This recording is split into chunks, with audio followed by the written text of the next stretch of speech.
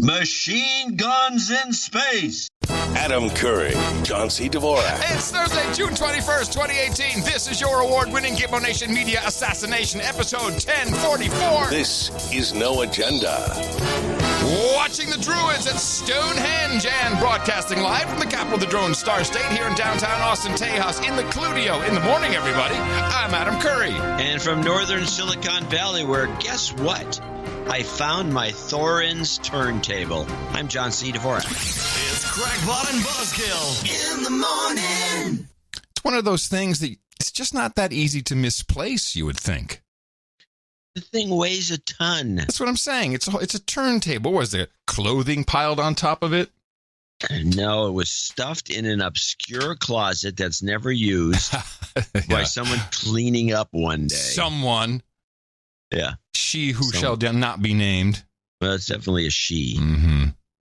And there it was.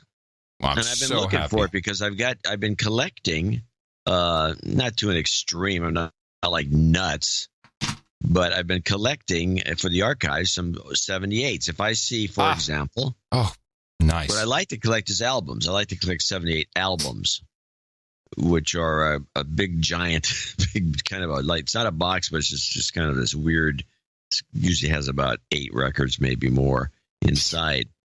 And they're for Broadway show tunes. Oh, nice. Because you get to collect stuff from the 20s and 30s that never got re-released. They just do the show again, and that's the album that comes out. So you don't get to hear the original stuff from the 30s especially. But I can't play any of these things because I haven't got a turntable that they can do it. 78. So the Thorns does, but the Thorns also has 4 speeds. Is it 16? Yes. Yeah. I happen to have a bunch of, I collected a bunch of 16 RPM hypnosis records. You realize there's a whole bunch of people who are listening to this program now and are saying, 16? 78? What? What are these esoteric numbers? Most people don't know what I'm talking about. Yes, originally records came out at 78 RPM. And then, of course, we've developed the 33 and a third, 45 formats, which dominate. Now they don't dominate at all because everything's a CD. But hey, why were they 78 RPM, and it's not like the technology to slow it down was that hard. Why did they start with such a high RPM to start with? They couldn't get the fidelity up high enough. Oh, okay. So it's just the nature of it. It's like a bandwidth. Because they had to do mechanical recording. Yeah, it's a bandwidth issue, basically. Yeah. And so go ahead. 16 is more or less the 96 kilo or 48 kilohertz, the real low. No. That's the FLAC. It's the FLAC of the analog 16 world. It's not the FLAC because it's very lossy. Oh, okay. What would it be? It's only voice. It's only voice. So you have these group. I've never heard any of these records on now. Oh no, I know it. It's the GP3. Remember that format, the cell phone format? I think it was GP3, like GSM something. Anyway. No. But anyway, it's very compressed. Yes. And so there you have it. Yeah, I'd have one story. I have one experience with 78 records, which I'll tell briefly. My parents had a whole stack of them, not in jackets, just stacked on top of each other. And I think I've talked about that old furniture piece we had where the turntable was in the middle down a little bit and you lifted up the lid and you put the record on. Yeah. And you broke them all. Yeah. I pick up the stack of 78s, I'm not 6 or 7 years old, and all, because of course they weren't aligned perfectly. So all the edges broke off. Yeah. That's exactly the sound my parents made too. They were very breakable. My records! Exactly.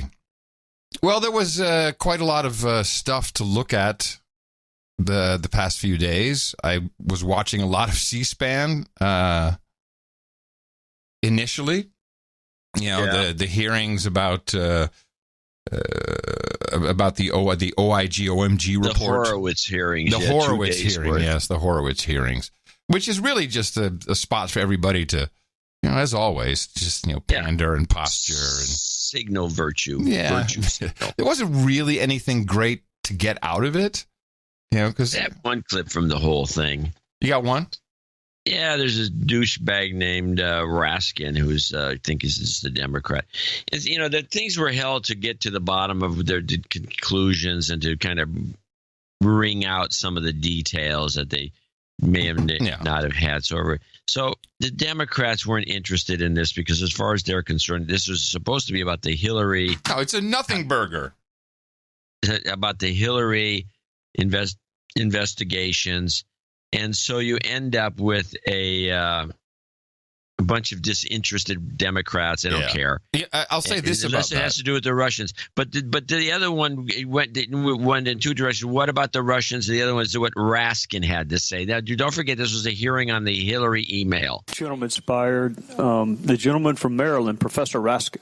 Mr. Chairman, thank you very much. Mr. Horowitz, our committee seems deeply lost in the forest today. A lot of my constituents are baffled why at a moment when the U.S. government is separating thousands of children and parents at the border in a way that threatens to make us an international pariah, the Judiciary Committee and the Oversight Committee are doing nothing about this scandalous policy, but rather seem stuck in a time warp doing another investigation into an investigation into an investigation of Hillary Clinton's emails.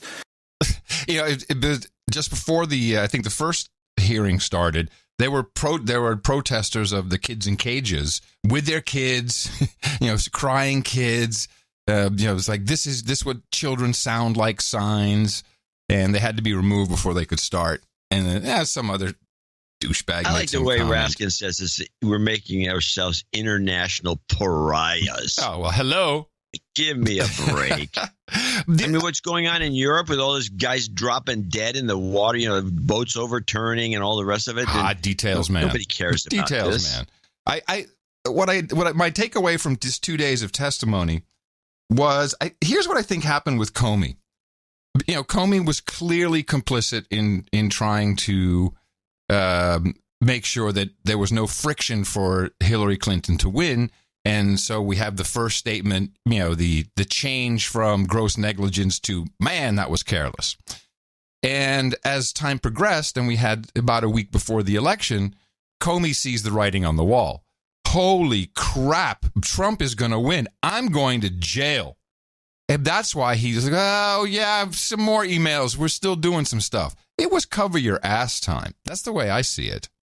Well, the other interpretation would be just the opposite. Okay. And it could have been this way.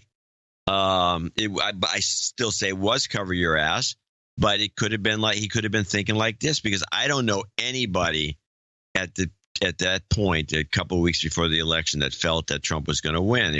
It got more and more clear that Hillary was going to win. So he said, well, I should do this because it's not going to make any difference. She's going to win. She's going to kick ass. Everyone says she's going to win, so she's going to win. So I can do this without anybody worrying about it. And then if anyone brings it up afterwards, because we did reopen it, then I'm clear. I'm covered. So he's covering his ass. You got that part right. I think the other part's wrong. Well, I'm not quite sure then. What was the other? Well, you said that you thought, oh, God, Trump's going to win. There's no doubt about it. I don't think that's true. There was no evidence that Trump was going to win to anybody, especially somebody in government like Comey. Maybe he knew something we didn't. No, he didn't know anything. All right. From the sounds of it. All right. I mean, it could be either explanation, but still cover your ass. There's no doubt about that. Yeah. A couple other things. Oh, I learned from one of our producers that, I was bitching about the full disclosure of the text. I said there's no emoji, so you really don't have context around it. He pointed out to me, if you look at the printed versions of the emails, that the emojis are actually there in Unicode. So it would take, and you can Bing the Unicode codes, and then the emoji will show up, and you know which one it was. But someone needs to do that. We need to have, we all want to see the emojis. I want to know if there was an eggplant emoji used at any point. I want to know if every time he said Trump, he put the little turd on. Yeah, there. Exactly. I want to know what the emojis were. I think it's important to, for the American public to know. Important. It should have been put in as evidence. I mean, it seems to me you don't take the emojis out. That's part of the message. And then what else did I learn about this? Oh, I did learn that it was apparently the FBI that leaked Loretta Lynch's flight plan to Bill Clinton so he could conveniently be at the same GA terminal as she was at the same time. That apparently came from the FBI, who talk to everybody all the time, apparently. They really don't care. That's funny that you'd bring that up, because I never thought, the coincidence was the coincidence, but I never thought that the coincidence was a setup. I never I probably thought it was a setup of some sort, but I never thought about how it was set up. And I didn't even give that any thought. That's very interesting. It's terrible, actually, that they would do that. Yeah. The FBI, as I said on the last show, every organization today, they're all shit. The government's no different. It's just bigger and less efficient than your shit company. We have a 2-man let's say 3.5-man operation. We're shit. So the thing about I don't think we're that bad. No, we're not that bad, but the bigger operations, because I worked for the government, as you recall. Yep. You have situations, it's harder to get rid of people, so they stay there longer. And there's a lot of people, there's a lot of, I would call it job padding, but there are positions where there's not that much work to do. Right. Which is kind of the thing that's going on here in California, where the guy running for Gavin Newsom running for governor, they caught him saying, I only go in once a week. He's a lieutenant governor now. I go in once a week. There's really not that much to do, because there's not that much to do in some of these positions. And so these guys, I knew this for a fact at the air pollution district, there's guys that would just scheme against other employees to make them miserable. Yeah. And they had a lot of time to do it. And I always tell people, you weren't a part of that, were you? Because there's people with time on their hands. Yeah. They got more time on their hands than you have. Yes. Very dangerous. Yeah, and they have time to make your life horrible if they want to. Yeah. Because they got nothing else to do. All right. So I think the most entertaining place to be in the past few days was Twitter, with a background of any news channel. It didn't matter which one, because the acting was supreme. I saw real method acting, which was very effective, worked extremely well. There was some. Hey, my butt hurt. You want to tell me that Cummings is not a method actor? Cummings is a method actor, man. That guy is good. He was. I don't remember exactly. We're talking about Elijah Cummings, yeah. And this was from South Carolina, I think, or Georgia. Well, hey man, he walked across the bridge, bro. Walked across the bridge. And he was run over on the bridge, I think, in Selma. I think that's his claim. It probably happened. So he started. He did something. Yeah, he started his. I think this is before the Horowitz trial, actually. And this was what he had to say about the kids in cages. And I thought, I liked his facial expressions. I thought I had to take out some of the pauses just so we could play this and have it, be any normal length.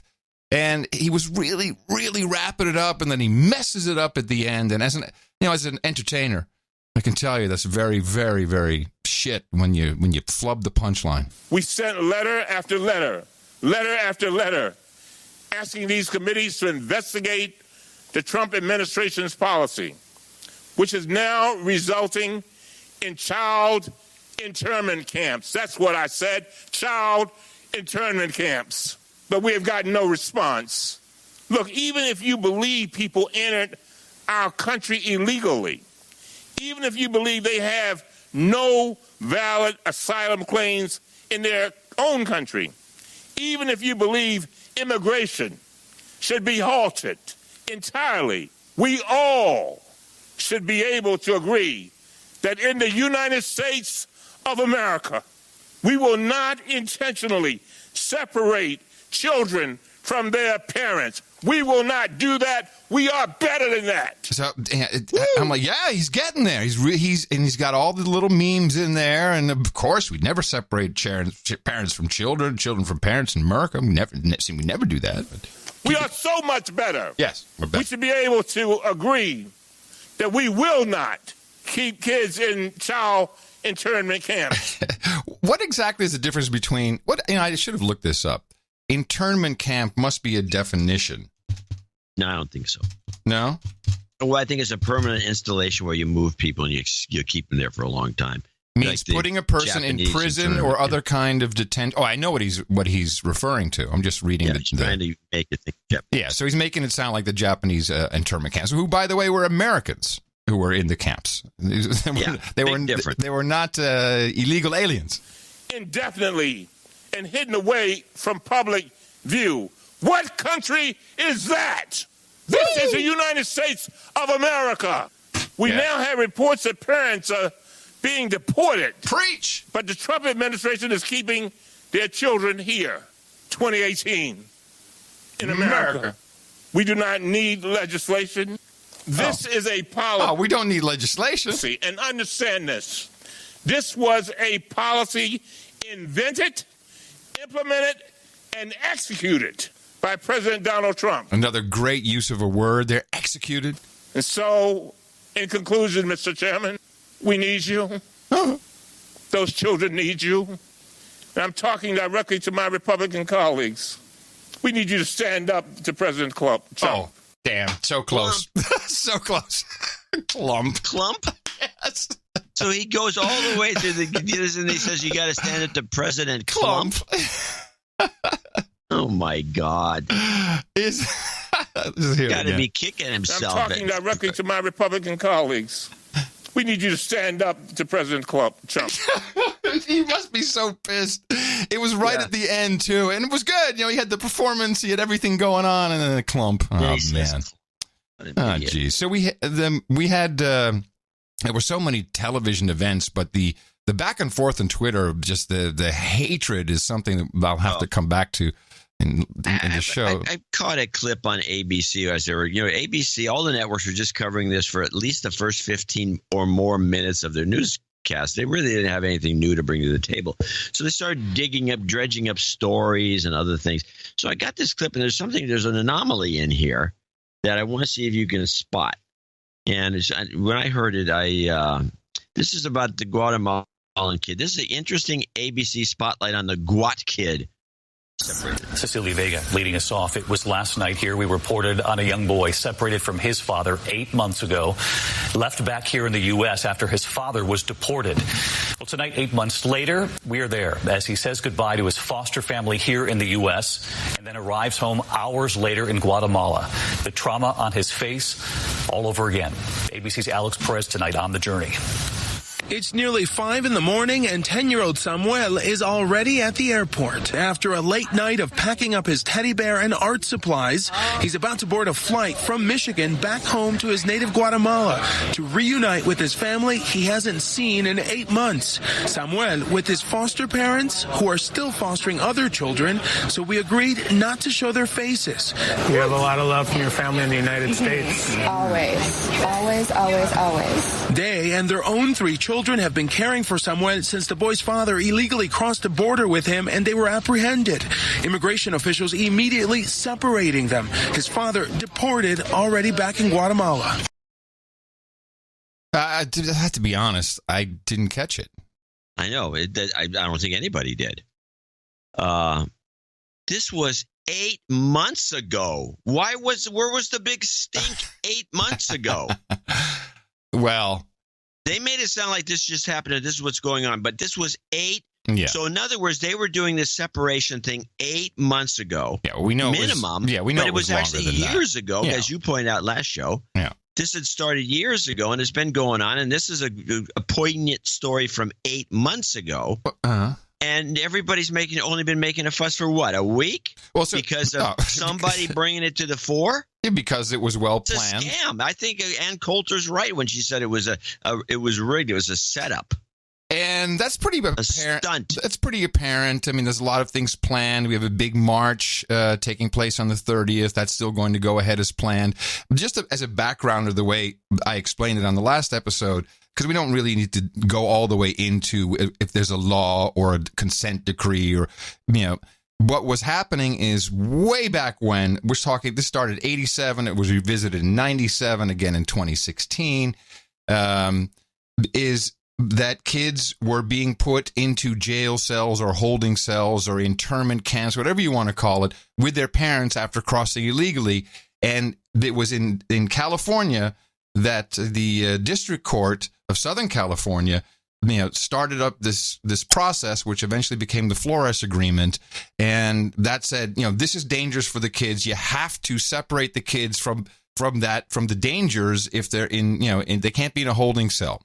And so the idea was to make sure kids were safe. So kids then got separated, and this has been ongoing for a long time.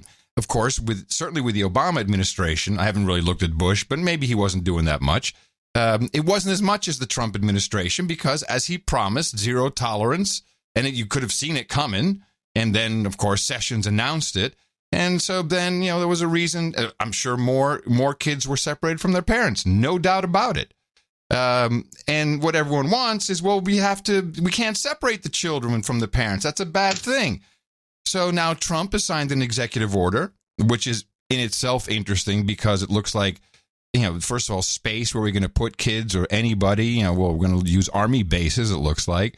But he also specifically in that executive order addresses the Flores Agreement and needs permission from the Southern District of California, the Ninth Circuit, whatever it is, to adjust or change the Flores Agreement. And I can tell you what's going to happen next. It'll be, wait a minute. Now kids are with their parents. It's a dangerous situation there. There's criminals. It's like a loop. We've created an infinite loop, a permanent loop. So, but of course, this is not really, this is just about, finding more ways to get people to come out and vote. Yeah. And in fact, it's starting to show up. The only way we can stop this is to vote. Let's bring out the vote. Vote them out. Oh, yes. But what was done so effectively and what is interesting to me, and of course, I have feelings, I feel bad for the kids, but I can also rationalize it. One of the main things, here's how my brain is trained. The most dangerous part of flying is driving to the airport. So, the risk and numbers and, what's happening with kids at the border or, the kids underneath I-35 here in Austin. There's a whole bunch of ways you can look at stuff. Well, if you want to take it to an extreme, I got another one. Okay. These are short clips. If you want to take it to the extreme, everyone's moaning and groaning about these kids. Even though by the way, the Guatemala kid 8 months ago was put into apparently a very nice foster home that he enjoyed and he thrived, learned a little English, and anyway, it was a very strange story. But let's play this. This is not really off the mark if you want to talk about being sympathetic and heartfelt. Play this Yemen update. Oh, I gotcha. Pro-government forces in Yemen say they've scored a new gain in the battle for the Red Sea port of Hodeidah. They say they captured the southern runway at the city's airport today. Meanwhile, workers with the World Health Organization issued a new warning about the consequences of the fighting. WHO is deeply concerned at the increased fighting in Al Hodeidah. This fighting puts more than 600,000 people at risk in Al Hodeidah. And we're deeply concerned at the risk that this has for the port. 70% of people in Yemen rely on the port for food and medicines. Also today, the Associated Press reported that hundreds of detainees in southern Yemen were tortured and sexually abused last March.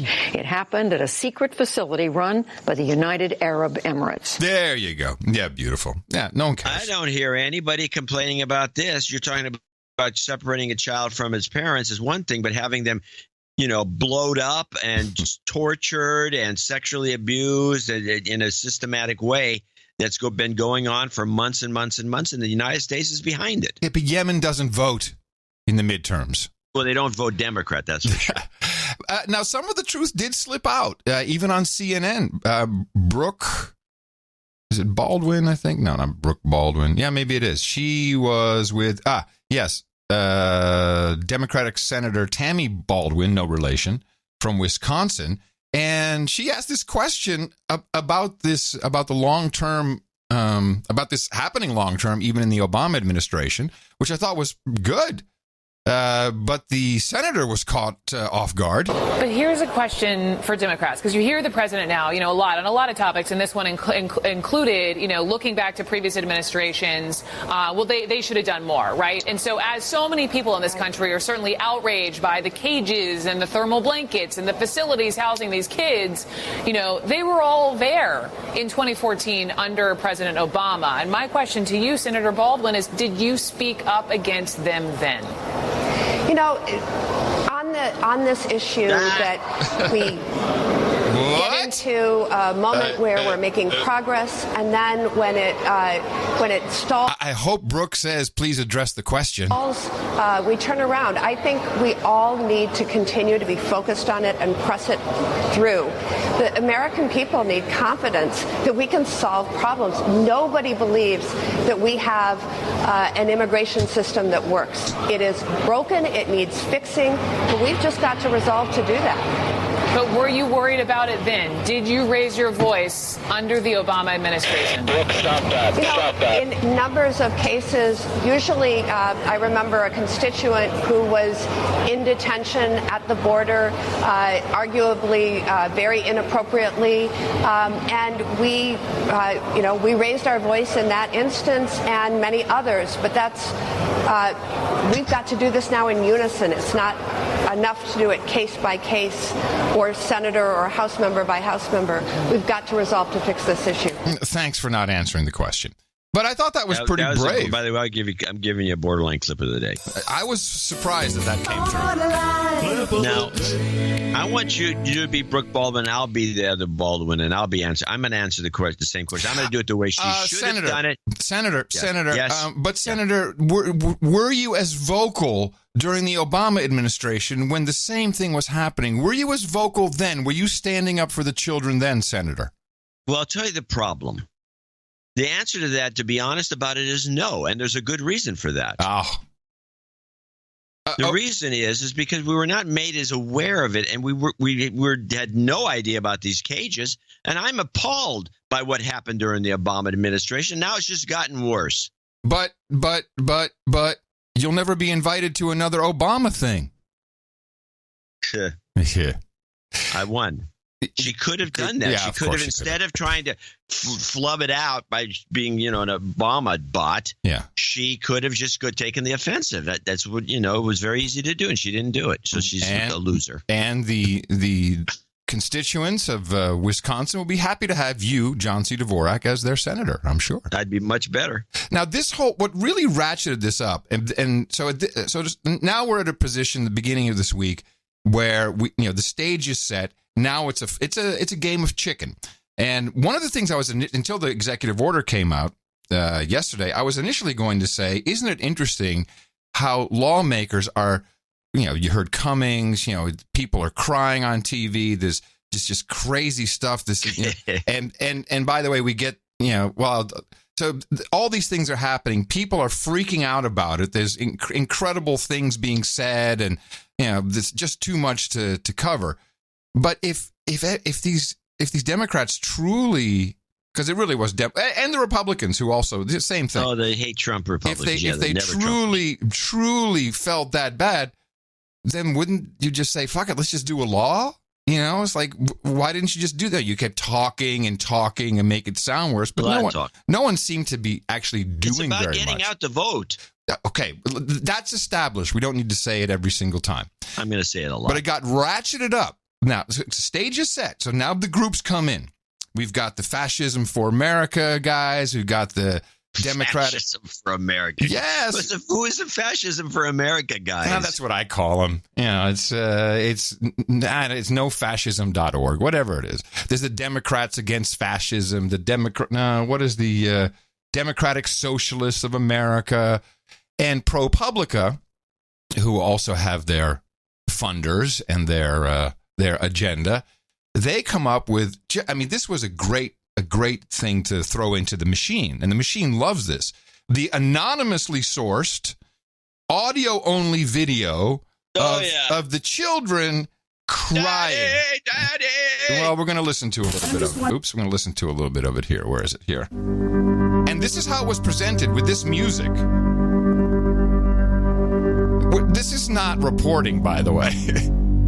This is setting the stage for what you're about to hear. Whoa.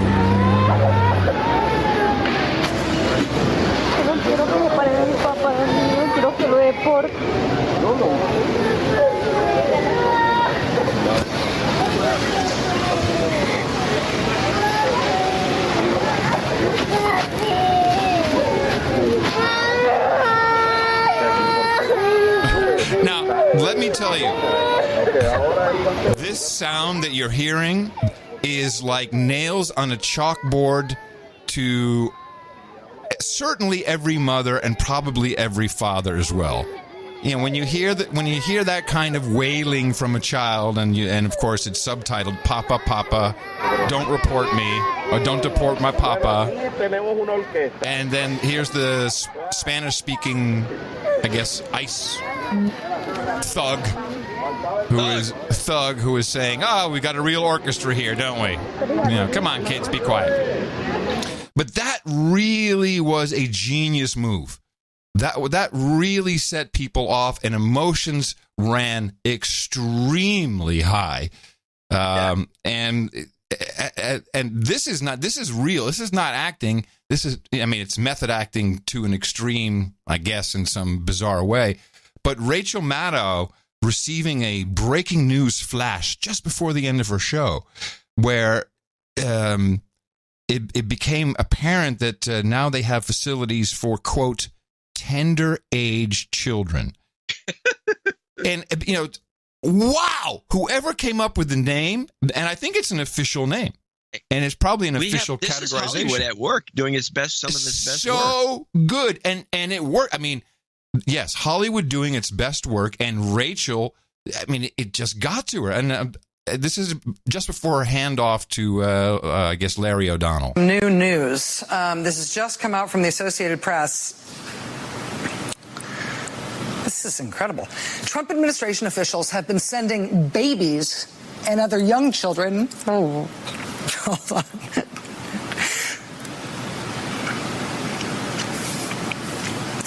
To at least 3.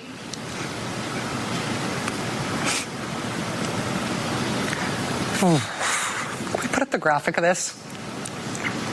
Thank you. Do we have it? No.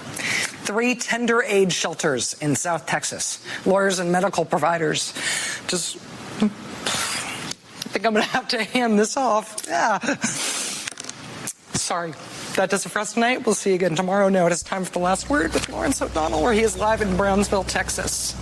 Thank you very much, Rachel. We just got word of that breaking news story that Rachel was just telling you about, and that is that the Trump administration has announced that they now say that they are operating 3 facilities somewhere around here for what they're calling tender age children. This is a very difficult story to process. It has been every day, but a very difficult story to process. So that was real. I mean, Rachel was really very emotional.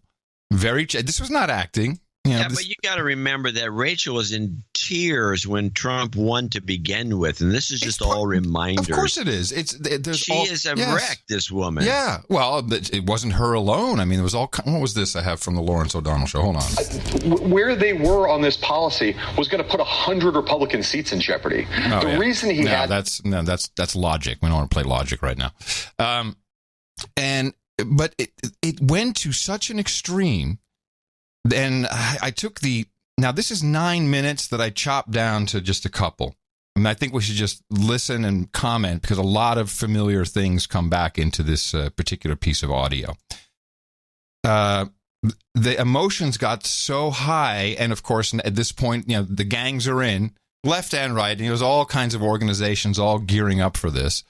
And they decide to publicly shame Department of Homeland Security Director Kirstjen Nielsen, and she's in a restaurant in Washington D.C. And so everyone probably saw the news story that she was shamed out of the restaurant. There's a picture of her, a video of her walking out of the restaurant with, at this point, a security detail. But this went on inside the restaurant for 9 minutes, And I was surprised. I don't care what's going on. If you're in my restaurant and you're disturbing that for 9 minutes, unless you're complicit, you're going to be kicking people out. I mean, after maybe 30 seconds, I'd say, excuse me, there are other people eating here, just take your stuff outside. So it seems fairly well coordinated. But once you kind of hear what was being said and the chants, it becomes apparent where these people are coming from, but also how they're driven from pure, raw, ignited emotion. Before you play the clip, and I'm only saying this because of what you mentioned earlier in the show, which was the FBI setting up the Loretta Lynch, Bill Clinton meetup at the tarmac, is that this had to be planned in advance because you can't get that many people to show up out of the blue. So I would say complicity was probably part of the restaurant.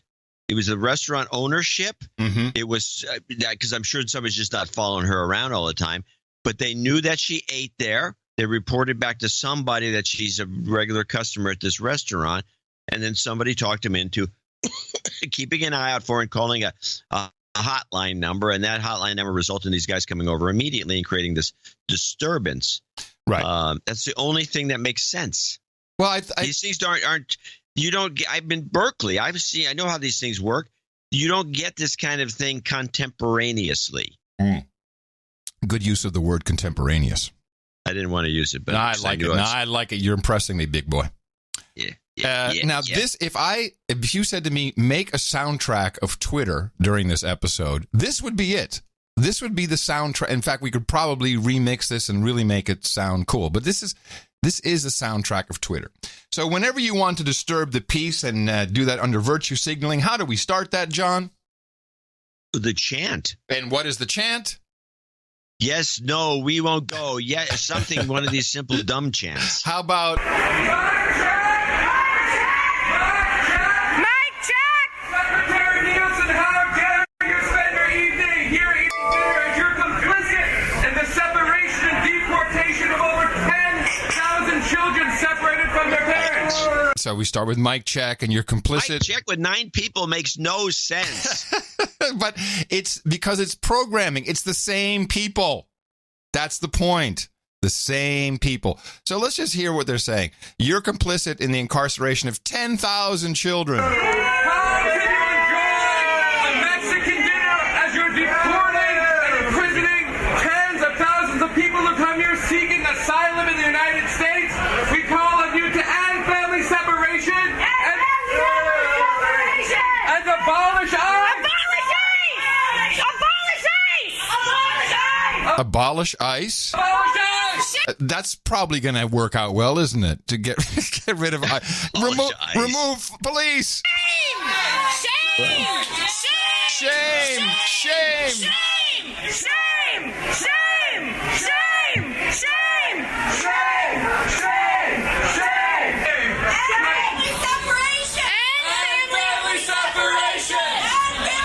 And family separation. I cut all these down, of course, because they were really, the shame went on for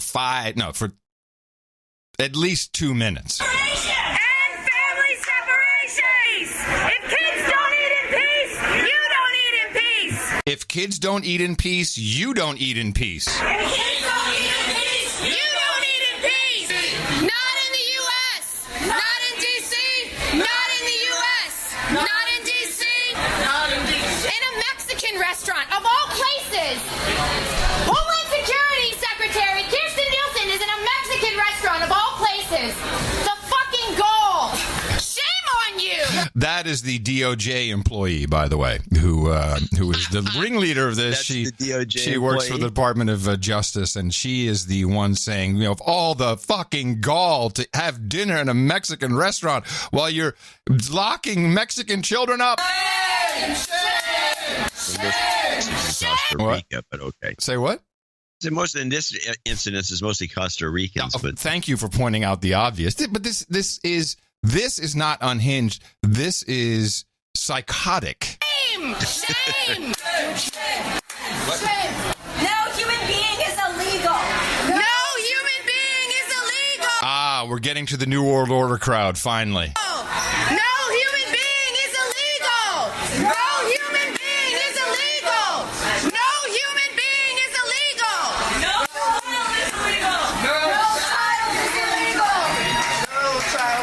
No child is illegal. No borders, no walls, sanctuary for all. There you go. No walls, no borders. No walls, no borders. Sanctuary for all. Sanctuary for all. No borders, no walls, sanctuary for all. Sanctuary for all. We have the audio of DHS first up ripping away children. DHS ripping away children. Of their parents. Just take a minute and listen. How does that make you feel? So now they're playing the audio of the children crying, so they got a boom box. How does that make you feel? Shame on you. Shame on you. Very well organized. Oh, yeah. It sounds, I mean, it is psychotic. It's nuts and unhinged. You're right. But it's extremely well organized. It's professionally done.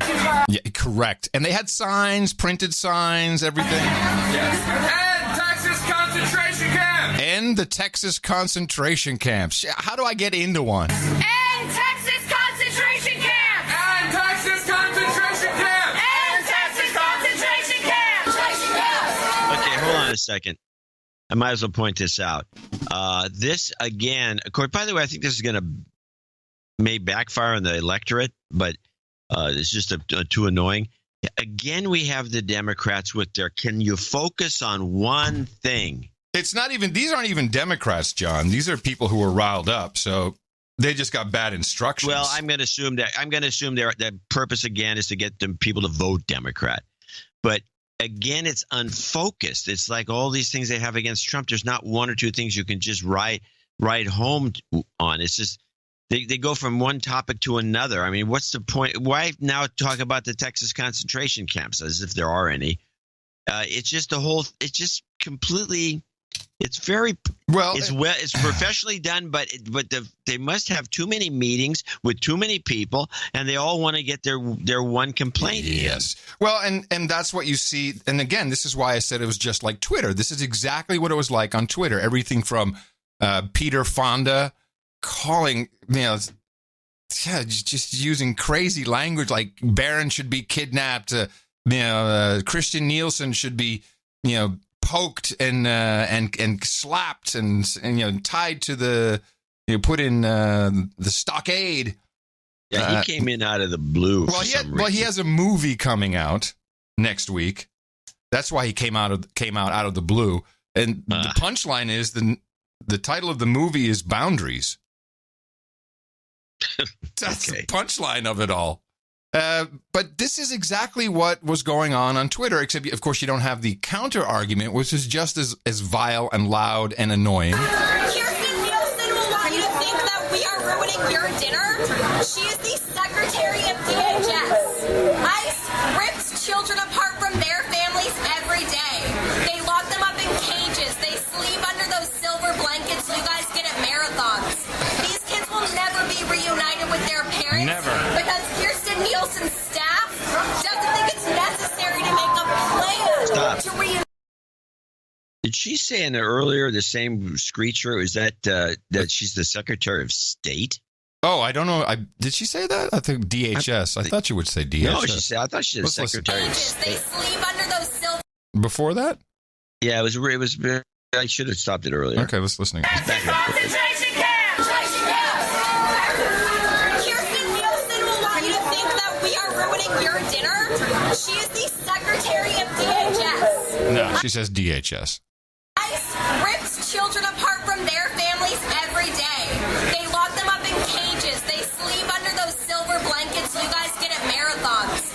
These kids will never be reunited with their parents because Kirsten Nielsen's staff doesn't think it's necessary to make a plan to reunite them with their parents. Boo!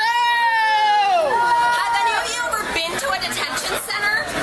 I've been to one in Nogales, Arizona.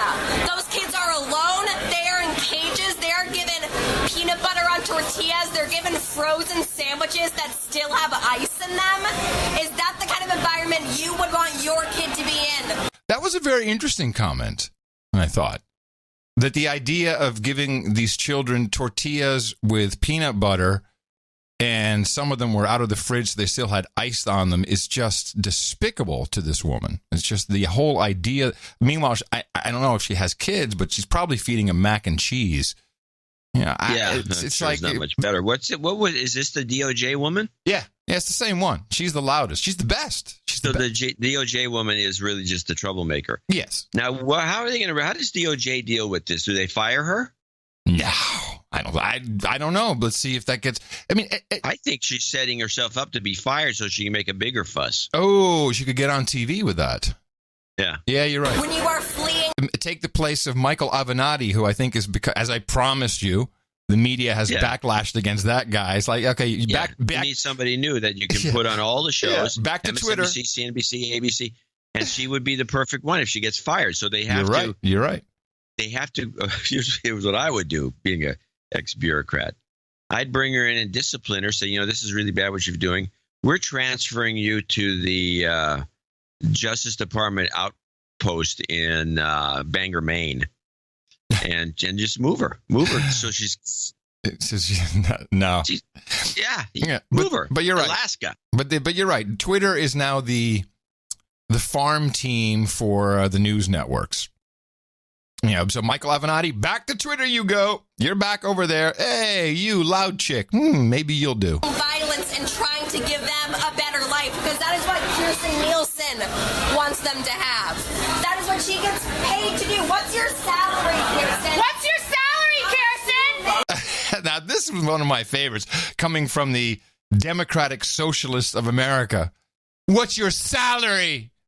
Oh, God. How much do you make locking up children? No borders! No walls! Sanctuary for all! We're here tonight because DHS Secretary Nielsen is sitting right over there trying to enjoy a dinner, as over 10,000 children have been ripped away from their parents' arms. So we say you can't enjoy your dinner until you reunite all of those families and abolish ICE. Shame! Shame! Shame! Shame! Shame! Shame! Shame! Shame! She's perfectly okay with doing it to migrants, to kids who don't speak English, or will be memorized the phone numbers of their aunt in America who can maybe come save her. Kirstjen Nielsen will lock up your kids, no hesitation. Remember what her face looks like. Remember what her face looks like when she comes for your children. Fantastic. Now, yes. I have to say one thing that was kind of slightly annoying just to me personally was we never found out what she was eating.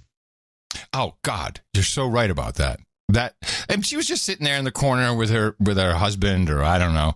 And it was very uncomfortable. There were 3 guards there. Not in the beginning, they didn't.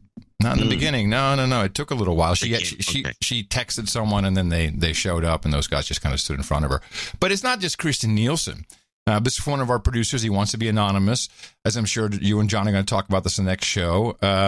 This madness has already started to directly affect my family because my wife works for CCA, a private company that is contracted to ICE to handle detention, otherwise known as the evil Otay Mesa detention facility here in San Diego County. In addition, we have close family members in the CBP, Customs Border Patrol, which is pretty common in our area for everyone. The majority of illegals detained there are awaiting trial for crimes like rape, ID theft, murder, drugs, gang violence, etc. Not some poor Joe Gonzalez that was just found to be undocumented hanging outside Home Depot and ripped away from his family. And there are no children housed there, regardless of the fake face bag video going around. More to the point, she came home after a shift and told me about numerous death threats they received in post-response to Mr. Fonda's call to action. Some were even nice enough to leave a callback number for the sheriff's anti-terrorism unit to investigate, as well as a number of people waiting outside the facility taking pictures of all the officers, their personal vehicles, and the facility. Protesters are nothing new to the facility, but this kind of action is crossing a line. The Otay Mesa facility is owned and operated by CCA, not ICE, even though the news reports differently. Everyone who works there is a regular citizen with a crappy job like most Americans. Their personal information is not protected because they're not technically officers of the law, so there's nothing legally protecting anyone that works there from these radical threats. On a side note, our wonderful Nancy Pelosi toured the facility a day ago with her entourage of hate, who even went so far as to talk down the church chaplain saying, "Oh yeah, where in the Bible does it say to rip children from their mothers?" Nice. I wish we had audio of that. That would have been great. So, yeah. Yes, keep a recorder around. By the way, if you have an Android phone, it's called And Recorder. Mm-hmm. A very good product. You can turn it on. It's an app. You can turn it on, and then when you go to with an Android, when you go back to the home screen or where you do anything else, the thing doesn't show back up, so it doesn't look like you have a recorder going. Somebody smart that knew what these would look like when the app was running it runs in the background fine. So you can just get it going, and then you can put it in your pocket with the microphone up or any number of ways, and you can record. I recorded conversations all the time, especially if it involves negotiations. And we love just you in for case. That. No, we love you. I never said that. Oh, really? So you can carry this. That's thing actually around. the only reason why we started recording this as a show is because you just would keep saying, why not? "Oh, I'm really? recording it anyway." Oh, really?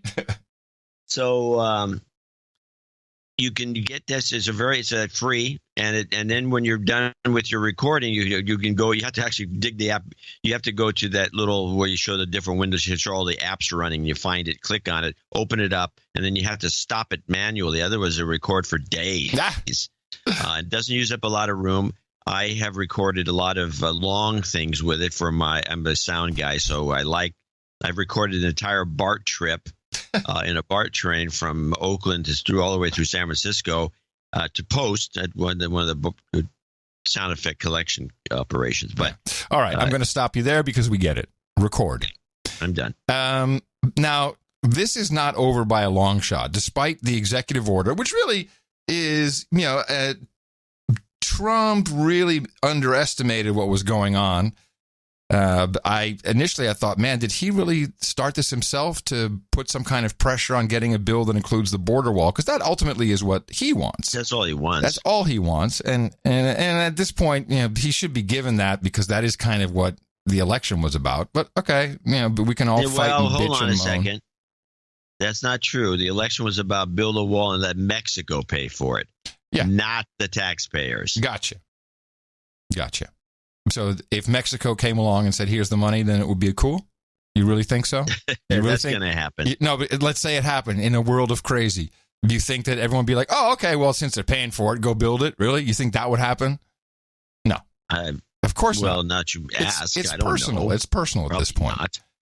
But this will continue, and there will be new things that are rotten and crappy about the president and Republicans and I have a couple of clips. Well, hold on. I was going to say this is going to manifest itself June 30th. If you go to familiesbelongtogether.org, they have a huge amount of marches planned. There's going to be a march on D.C.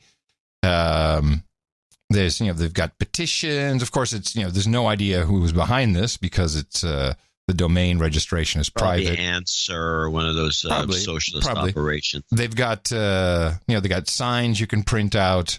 And I'll just read you the headline here. Families belong together. The Trump administration is cruelly separating children from their families, but now the world is paying attention, and we won't allow this to continue. Join an upcoming event. We'll send a powerful message. Families belong together. So this is not over.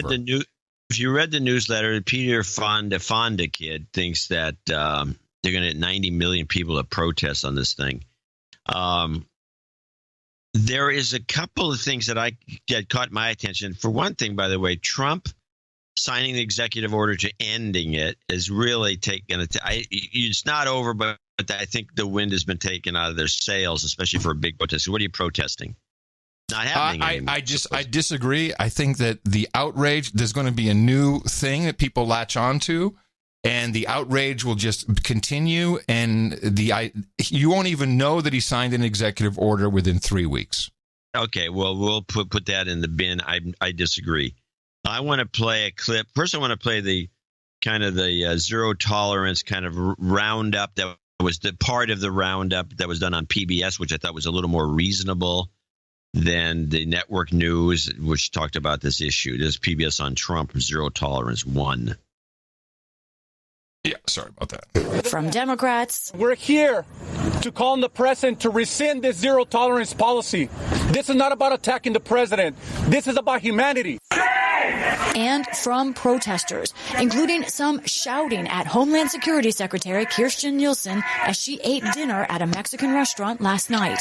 Secretary Nielsen, how dare you spend your evening here eating dinner as you're complicit? President Trump announced the about face around lunchtime. We are signing an executive order in a little while. The president's executive order would detain families together instead of separately. The administration insists the change does not mean it is backing down from its zero-tolerance policy. This has been going on. Mr. Trump announced the change to a table full of Republican lawmakers, but seemed openly conflicted on the topic. If you're weak, which some people would like you to be, if you're really, really pathetically weak, the country's going to be overrun with millions of people. And if you're strong, then you don't have any heart. That's a tough dilemma. Perhaps I'd rather be strong. For days, the public has seen these images provided by the administration of some of the shelters for the more than 2,300 kids now separated from their parents. That figure is for the first month alone of the president's zero-tolerance policy. It is still not clear how many are toddlers or infants and how long it will take to reunite them all with parents. Hello? Yeah. It's your clip? It ended? Yeah. Oh, I thought there was more on there. Anyway, so that was kind of their rundown. Now, so I have this one clip, very short clip, and it's only part of what his spiel was, but this is John Heilman, who is supposed to be a neutral reporter, and he was like the mad. This is your friend, isn't this your buddy? Yeah, I know Heilman. Yeah. Well, he's not my buddy. He's not one of my, one of my what do we call them? Lib something. I forget their names, their nicknames. I haven't seen him for years, but he was, the partner with Mark Halperin, the guy who got rousted because of sexual improprieties, and so now he's kind of on his own. Oh yeah, and they were a duo. They were doing a lot of work. Libjos. They're Libjos. Damn it! Thank you, troll room. Remember anything? No, I was racking my brain too, and then the troll room to the rescue. But he's not a Libjo friend of mine, but he's but he presents himself as this neutral observer, but he obviously got caught up in the emotions of the whole thing. And then he realized that he's been screwed by Trump signing this order, and he gets all worked up about it. And then he says, referring to the Democrats, which I find to always be a huge blunder when you're so involved. But so listen to the way he says this, and then listen to the way this wraps. On this issue, and to make sure that he can't be both. You can't just do this thing and then stand up and say, oh, hey, I'm now the hero, I have compassion. You can't go around talking about people like they're vermin. You can't inflict this kind of policy on Americans and not pay a political price. We have a great chance to inflict one on him and his party in November. I mean the Democratic Party does. I'm not part of the Democratic Party. But people who object to this policy, which I think is a lot of people beyond the Democratic Party, have a chance to make the president and his party pay a price. They should. And the press needs to hold him accountable and not let him just kind of slide away from this over the course of the next few days and pretend like it didn't happen. I've never seen you like this before. You've given me a lump in my throat with that a little bit. It's all worked up. We are going to I don't do it often, but I had to get in a little bit of a Twitter fight with Jen Briney from the Congressional Dish podcast. Yeah. And it wasn't really a fight, but, I really appreciate and respect her ability to research legislation. And she had her filters had not allowed her to really look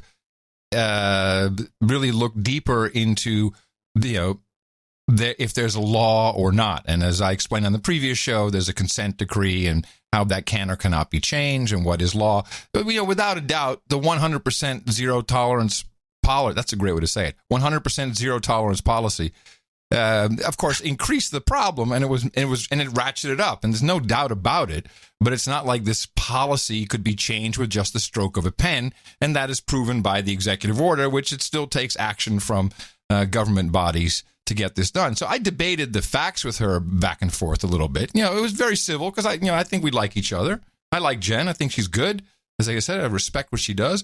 I just thought she's a lib Joe, though. She's a lib Joe, and her judgment was clouded, and so I pointed out a few things, and she publicly rescinded and said, "Oh, yeah, okay," because you're like, "Walmart, they're sending these kids to Walmart. It's not a licensed facility." And I said, "Okay, here's the article where it shows that it is a licensed facility," and I'm just doing a voice the way I imagined it at the time in my head, and like one of my voices. Yeah, it was okay, but then.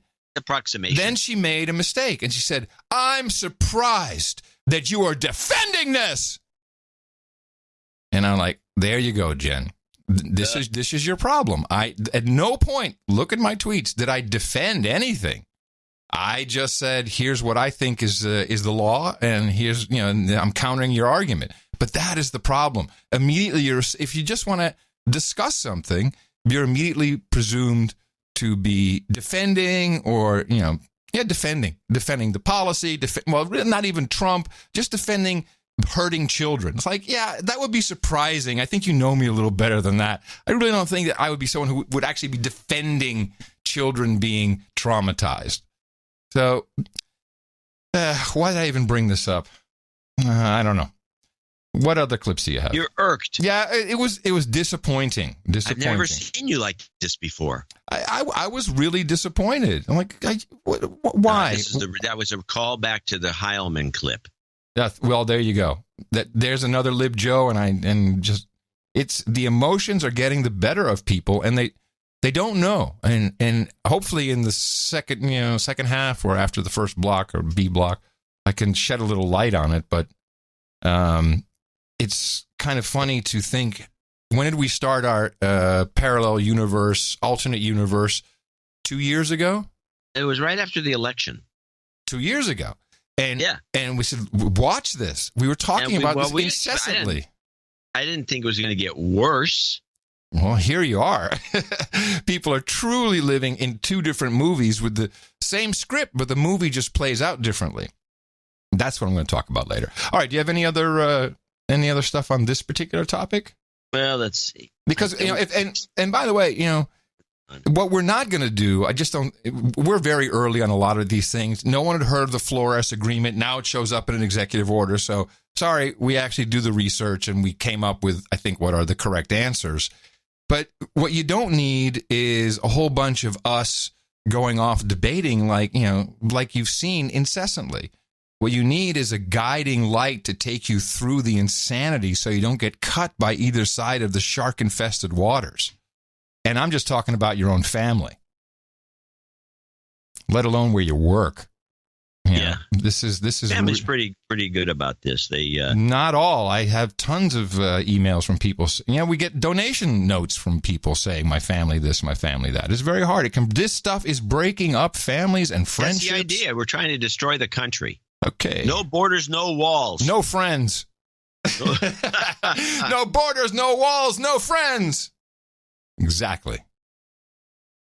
But, Nielsen, she's really hanging in there. I wonder how long she's going to put up with this and just not quit. I do have the one clip of her, and I was impressed. I always like how she handles things. I think she could easily be a candidate for president. She's wearing too much foundation, or is it just me? She's at that age where you go through these phases of more makeup, less makeup. I can say that from experience. I think I've seen this. No, I mean, she's also under light, so she overcompensates a little bit, probably. Anyway, here is her just explaining the law. And I'm just wondering, I want to make sure we get the reporting right. Which of those is the most precise way to describe how the administration feels? And given the blowback by a number of Republicans as well as Democrats, are you considering rethinking this based on feedback, or is this the administration's position going forward, period, paragraph?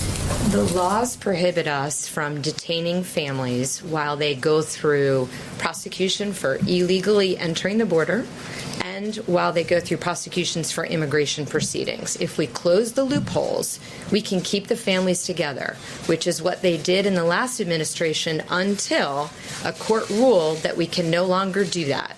After 20 days, we have to release both unaccompanied children and accompanied children, which means that we cannot detain families together. The only option is to not enforce the law at all. Yes. Yes. Okay, so going back to these two questions from Kristen and Margaret, you said that you want Congress to close some loopholes. With that, you also said that you want to make this work. Now, are these kids being used as pawns for a wall? Many people are asking that, and Democrats are saying this is your discretion, and there is no law that says that this White House can separate parents from their children. The kids are being used by pawns by the smugglers and the traffickers. Again, let's just pause to think about this statistic. 314% increase in adults showing up with kids that are not a family unit. Those are traffickers, those are smugglers, that is MS-13, those are criminals, those are abusers. So, thank you. All I'm trying to say is the closing that loophole will enable us to detain families together throughout the proceeding as they've done in previous administrations. I just like her. I just like how calm and collected she is. Her speech is a little annoying. Trafficker. But no, I like her too. I think she's an old school bureaucrat. She's been she worked for Bush. She's been around. But she has European influences. That's nice. And can she deliver a line though? I don't know if she can. If she can't joke, because I haven't heard her crack one joke ever. I don't think she's funny. Though then she's no good as president. You gotta be funny. Oh, you're thinking no, she can't make president. She's not presentable in the right manner. She's got a nice smile, but she doesn't have the the smile of someone who's funny, who knows how to smile because they got a one-liner coming. Right. No, she did. No, you're right. She's disqualified. That's sad. I liked her a lot. Anyway, to wrap this up, I thought it was an interesting try. I actually had the quick hangout with the former New York banker, who was he was like, this guy is unhinged and off the rails. I had to set him a little bit straight on the topic at hand, but I totally agree that when Trump first responded to the outrage that was taking place, and he did an impromptu little stand up there in the White House. It was this that I think it's in some way, I don't know if he was planting the seed, if it was a feeble attempt at trying to change the narrative by throwing something crazy out there. Although for No Agenda producers, not crazy, completely known, nothing that we don't know about since the reading of the most recent National Defense Authorization Act. Space Force. That's right, Space Force. He just threw that out there. Yeah, I have the clip if you want to play it. Yeah, I got a couple things, but yeah, what's your clip? Well, my clip is kind of it's not very long. This is new space troopers announced. Yes. President Trump outlined a plan today to ensure America's dominance in space, he said. He has directed the Pentagon to establish a new branch of the military, a Space Force. David Martin has more on this. This $250 million GPS satellite is indispensable to the way the American military fights and the rest of us live, from cell phones to ATMs. It cost another $250 million to launch it into orbit. After that, it is controlled by a small team of airmen from a base in Colorado. Free pass SVN 34. They wear Air Force uniforms, but today President Trump decreed in the future they will become members of a separate Space Force. Importantly, I'm hereby directing the Department of Defense and Pentagon to immediately begin the process necessary to establish a Space Force as the sixth branch of the armed forces. That's a big statement. When Tina and I were watching that, and this is Tina, she's level-headed. You've met Tina. Yeah. She's level-headed. She's got a regular round head, but okay, go on. Jeez. See, now you got to bring that into now I'm going to have to spend an hour telling her that the shape of her head is fine. Stop that. It is. It's fine. That's what I said. It's not like a basketball. Just bear with me. Okay, I'm sorry. And she hears this. She says, "Oh, that's just fine. That's it. The aliens are going to invade. This is it." And I got to tell you, there was a note of seriousness in her voice that I had not detected on topics like this in the past. Well, I'm very compatible with her. I felt the same way. You know, and I'm thinking those interdimensional beings. Now, the possibility exists. We're going to go in this direction, which I think is funny because you've read the Corso book. People should read that thing. Yes. Yep. It's possible we've been having this battle's been going on for some time, and it just hasn't been formularized. Yeah. It's been, it's a secret divisions, different. But the thing is, it's like I've seen all the disclosure videos. Nothing surprises me. I am convinced, of course, we already have Israeli moon bases. Not we, but the Israelis have moon bases. No, fine. Okay, you can laugh at me. We have satellites bumping other satellites out of orbit. There's definitely, we followed space wars for years, maybe the entire length of the show. So for me, when all of a sudden there's, U.S. Air Force video of tic-tac looking spaceships flying around, I'm like, so what? Fine. I went to meet an alien one time. A disappointing trip. But, to think that, A, we're alone, B, that they're not already among us is foolish. But, somehow the combo of Trump and just the word Space Force and the way he says it, it's like... Space Force! She triggered her. She went, boink. That's it. They're coming. Space Force. It would be the first new branch of the armed services since the Air Force was created in 1947. Less than a year ago, Secretary Mattis told Congress, "I do not wish to add a separate service that would bring with it a whole new bureaucracy." But see, this is what's so interesting, is that this was in the National Defense Authorization Act. It's cited by name, the Space Force. This is not new. There was new. Money. We read that. There's money appropriated for it. There've been all kinds we read it 2 years ago.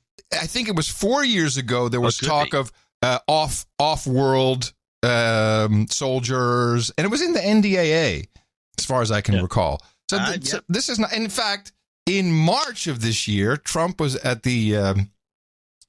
Where was he? He was at the Marine Cadets. I guess, they were graduating the Marine Cadets in San Diego. And here's what he said. My new national strategy for March. Space recognizes that space is a warfighting domain, just like the land, air, and sea. We may even have a Space Force. Woo! Develop another one. Space Force. We have the Air Force. We'll have the Space Force. We have the Army, the Navy. I was saying it the other day because we're doing a tremendous amount of work in space. I said, maybe we need a new force. We'll call it the Space Force. And I was really serious. I'm a genius, I tell you. Maybe we need a force in space. We'll call it Space Force. Space Force. Maybe we need a new force. We'll call it the Space Force. And I was not really serious. And then I said, what a great idea. Maybe we'll have to do that. That could happen. So think of that. Space Force. Space Force. From the very beginning, many of our astronauts have been soldiers and sailors, airmen, Coast Guardsmen, and Marines. And our service members will be vital to ensuring America continues to lead the way into the stars. We're going to lead the way in space. We're way, way behind, and we're catching up fast. So fast that nobody even believes it. Whoa, we're catching up fast. Here's the problem, though.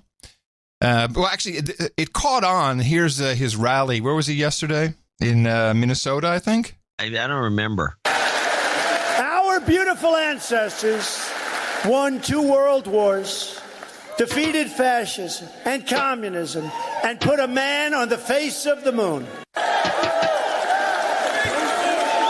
And I think you saw the other day, we're reopening NASA.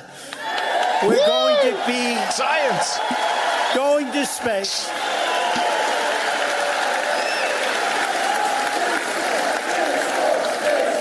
Space Force, Space Force, Space Force, Space Force, Space Force, Space Force, Space Force. So we have the Army, the Navy, the Air Force, the Marines, Space Force, the Coast Guard. But we have the Air Force. Now we're going to have the Space Force because it's a whole. Now, the problem is, okay, the name is caught on and that's perfect, but technically, shouldn't they be called the Sparines? Oh, God. That would have been better. Well, I have a couple of thoughts on Mattis because I think that armed forces have, let's assume that we have aliens and that we captured these guys and we found the flying saucer and everything that was in the Day After Roswell book. Yes. Which is written by a guy who is not insane by any means. No. Is he still alive? Let's say half of it's true. Is he still alive? Yeah. I don't know. He may be dead by now. That's how it goes. No, but he wasn't killed. I mean, he was floating around giving lectures. Someone sent me a couple. And he talks about the people who took charge of this whole operation, the whole alien thing. Mm-hmm. The Army. Right. Not the Air Force. No. The Army. The Army is that's the one that's why Mattis is pissed then. Well, Mattis is Marine. But I think he has more in common with the Army guys, and that one Army guy who goes out giving these lectures, a smart Army head of the Chief of Staff of the Army. I think they didn't want to relinquish it. And that's what Mattis is talking about. Another bureaucracy. We got enough trouble with the Army having these, doing all this work, but now we're going to have some new guys are all going to have to be read in, and are we going to move the Army guys over to that? Doesn't make a lot of sense. People are going to be asking questions. Why are Army guys going over there? And you watch, there'll be Army guys going over there. So the former New York banker, he's like, this is crazy. The guy's off his rocker, bro. I said, nah, bro, this was already approved by your Congress. I say, bro.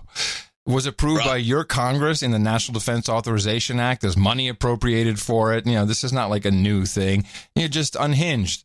And he says, yeah, but there's law against that. I said, well, that's not entirely true. There is something called the Outer Space Treaty, and everyone's on board with it. It is a legal framework, but it only bars parties to the treaty from placing weapons of mass destruction in Earth orbit. You can't install them on the moon or any other celestial body, but you can, or at least the treaty does not prohibit the placement of conventional weapons. So kinetic bombardment, would be allowable technically. I think a machine gun in space. Machine guns in space. All right, 117. Perfect. Okay, good. We have an opening for the show, everybody. Space Force. Yes, it's beautiful. And with that, I'd like to thank you for your courage and say in the morning to you, John C. C stands for Cages Are for Kids. Dvorak. In the morning to you, Mr. Adam Curry. Also in the morning to all the ships at sea, boots on the ground, feet in the air, subs in the water, machine guns in space, and all the dames and nights out there. In the morning to the troll room, noagendastream.com. Good to have you all here. Thank you. You've been very helpful this morning. It's appreciated. noagendastream.com. And in the morning to Mark G. We have not seen Mark G on the No Agenda art generator for a while, but he came in with a beaut. He has such a recognizable style. It is. Yeah, he's a pro. He's a pro. Yes, and he had one of his.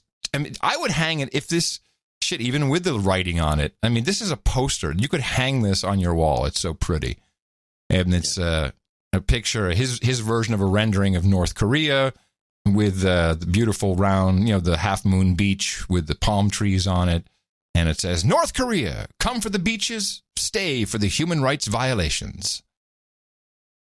We should probably find some way that some of these artists who we hardly get in touch with can make a high-res big version so people can print out or take it to a reprographics shop or someplace and print out large poster-sized copies. They're square, but I would say maybe 2 feet by 2 feet would be a nice size. Be a nice 3 size. feet by 3 feet. And a dynamite collectible. A total collectible. No, a dynamite collectible. Okay, dynamite. Well, today we got a lousy showing because there was no gimmick. A lousy showing. A slight dig at your partner. Nice. Oh, did I say? What did I say? You said because there was no gimmick. No, because I complained about. I was criticizing myself. Oh, okay. Richard Unterberger, $200. That's it. That's our associate executive producer, and he becomes executive producer by default. He actually gave $200, $222.22. But this on here is $200 because the other thing came in later, so he can get a note in. Okay. But anyways, it says this is my second donation. It's totally worth it. Everyone who listens should support the show. He needs a dedouching. Oh, right. Oops, sorry. Didn't even have it ready. I was like, who needs anything for this segment? You've been de-douched. I want to give a shout out to my amazing wife, Lori. Today, June 14th, Flag Day is her birthday. So this came in after that. We missed that, yeah. So if you could add her to the birthday list and hook her up with a MILF jingle and some karma for our new house and second human resource on the way, that would be great. Happy birthday, Lori. She listens to the show on Sundays with me when we are working on the house, hanging out. It really spurs some great discussions about the news and current culture. Thank you very much for all the hard work you guys do you put into the show.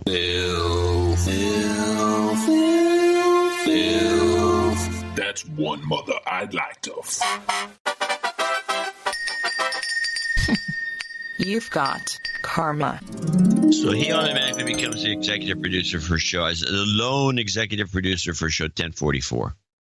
All right. Well, thank you very much. We appreciate that. And sorry that there was the Value Network let us down a bit on this one. Big time. Yes. Detractors rejoice. We're going broke. Yeah, detractors rejoice. Yes. Good work, everybody. Well, we got those guys. They'll be out. They'll be out of business. We finally got it. We finally did it. And you did.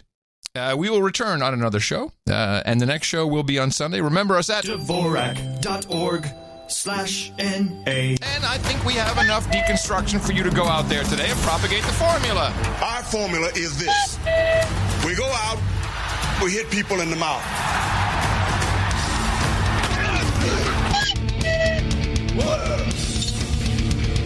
Shut up, slave. Shut up, slave. Got a couple of suggestions for my OTG phone comebacks. Oh. Actually, I think I only have two.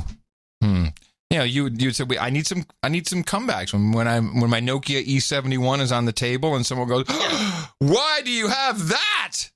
We came up with, we need some writers out there to give you some good right. lines. So we got, it's a burner. I'm a drug dealer, kind of like that one. Yeah, that's good. I got rid of it after I found out it was taking upskirt videos. That's okay. That's kind of That's kind of okay. And I think the winner for today, and I'm open to more, is I'm downsizing. I think that one works the best right now. Think? Yeah, down, because all the kids are downsizing these days. All the kids are downsizing. How about this one? I got one for you. It's none of your business, creep. Yeah, that's great. It makes for great dinner conversation. Yeah, that's nice in a restaurant when you do that to the help, who then spit in your food. Oh, they do. They will do that. Yes. Yes. I got an OTG, for those of you who don't know, is off the grid because I'm anti-tracking and pro-sanity. Note from Sir Peepslayer in the morning. I'm a licensed property manager here in Arizona. My wife and I also have investment houses that we rent out. Now, last year, my wife found this great free program for managing our personal rentals. It rivals the one I pay for that I use for my business, and she was showing me some of the cool things it did. One thing in particular I noticed was that if an applicant for our credit check wanted to, they had the option to log into the program with Facebook. As soon as they do that, I can see their profiles. People used to laugh at me because I never had a Facebook, and I told friends that I guess it's the same way the NSA does it, and to screen potential renters. And I've come full circle, so now a Facebook profile can be tied to your personal credit information voluntarily. I doubt most applicants have considered the implication of this. Well, I tell you something. I've seen this kind of thing, and of course, not being a Facebook user, I get very annoyed by it. It was you go to some website and says, well, you have to be a member to get these special features. Say, would you like to sign in or get a new account? So I'll take an account there because I want to see something. And it says, sign in with your Facebook. Yeah. I don't want to sign in with my Facebook. I don't have a Facebook. So I go leave the site. I never get to do anything there. I find it extremely annoying that somebody offers this. And the fact that people actually do it, as our producer says, they're idiots.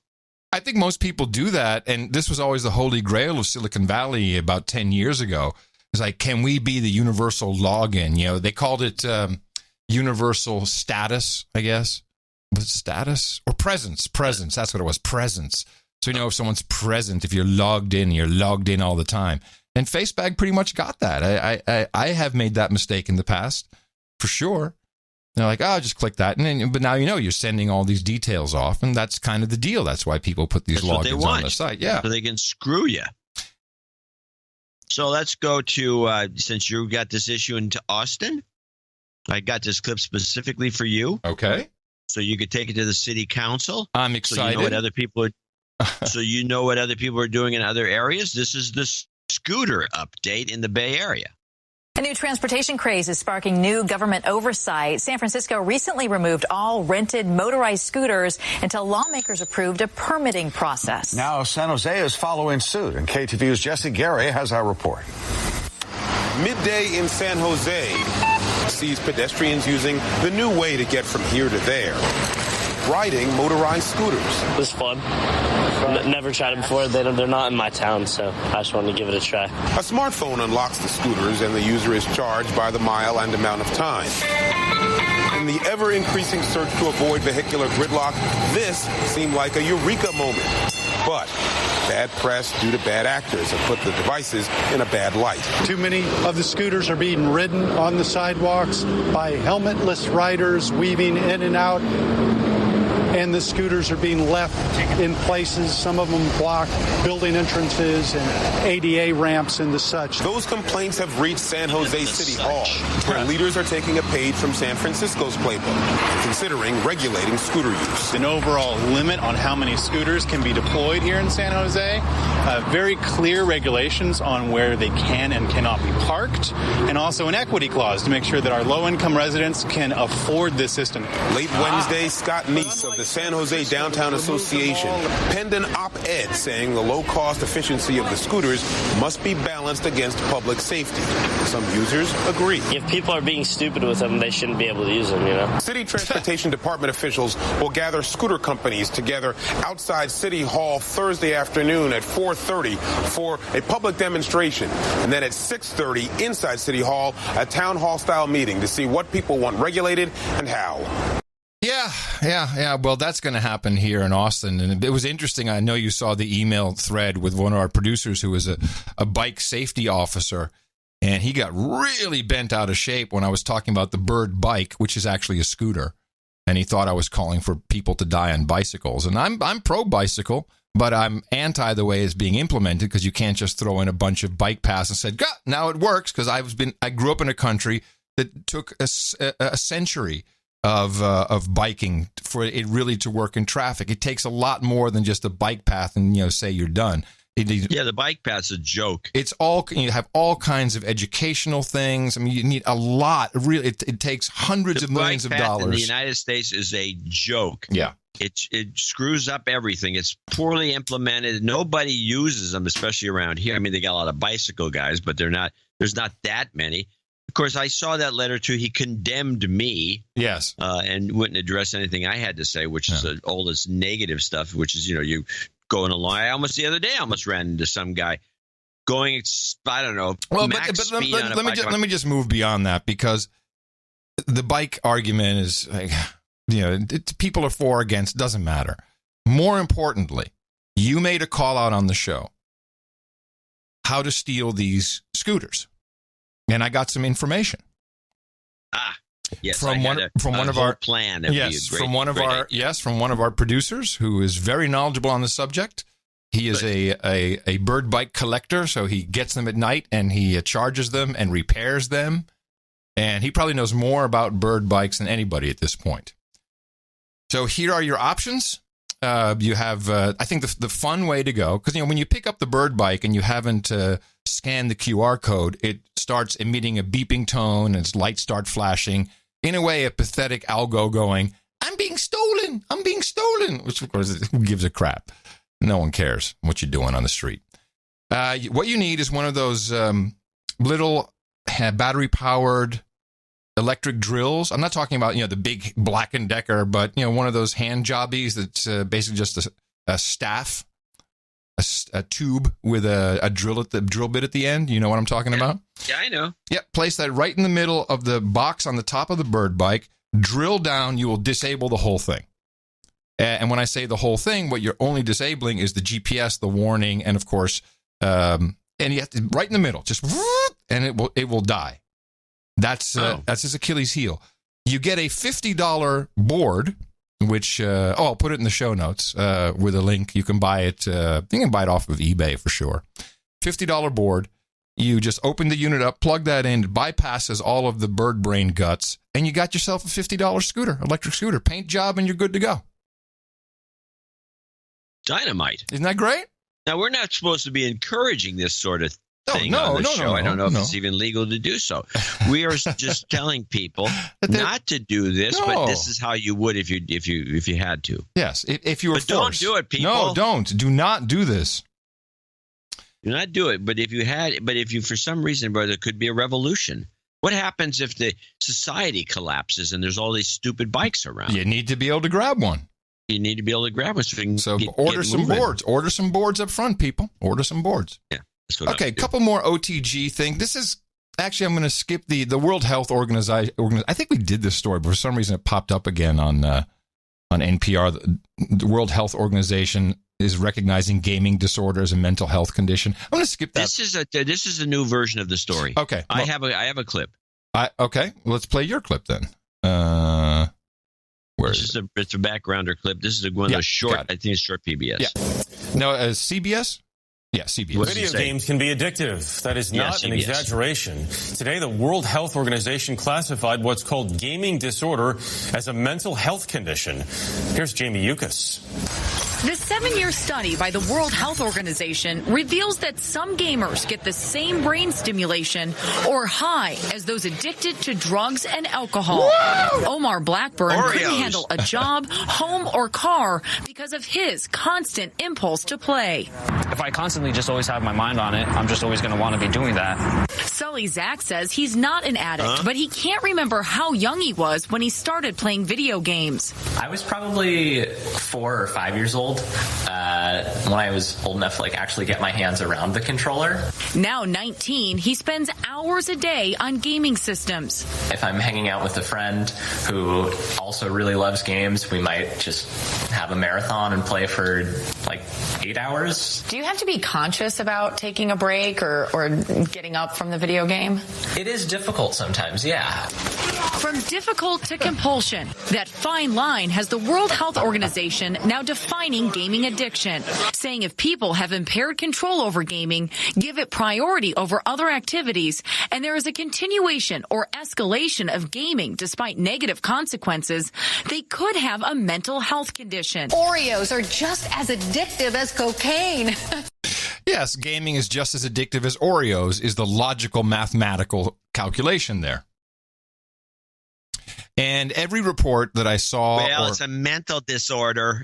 So give them drugs. Well, by the way, I wrote this down. I forgot to bring it up because I said that I believe that the kids in cages thing will continue. I know what the next topic will be. They're drugging these kids. That's what the next outrage will be. They're drugging the kids. I believe they are, aren't they? I hope so. No, I think there was a report that they are. Yes, that's what I'm saying. This is going to be the report. Of course, I'm joking about. I hope so, but this is going to. But I hope so. Here's the problem with it. I like the thesis, but I can tell you what the problem is. Pharmaceutical industry. I was waiting for you to say something. Pharmaceutical industry. Yeah, they can't. They can't defend the pharmaceutical industry and expect to get any coverage on the networks. You're right. I'm stupid. You're right. Back to the addiction.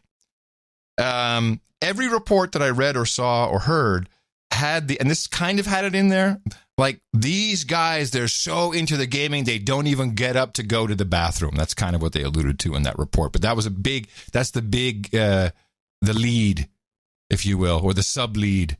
It's they won't even get up to go to the bathroom. It's just so horrible.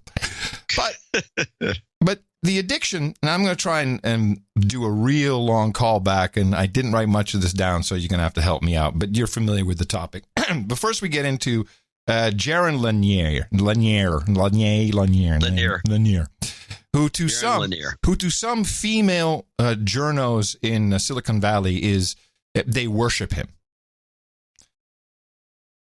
He got on the View. Do you have the clips? No, I don't have the View. I have him on Channel 4 in the UK, which I thought was better.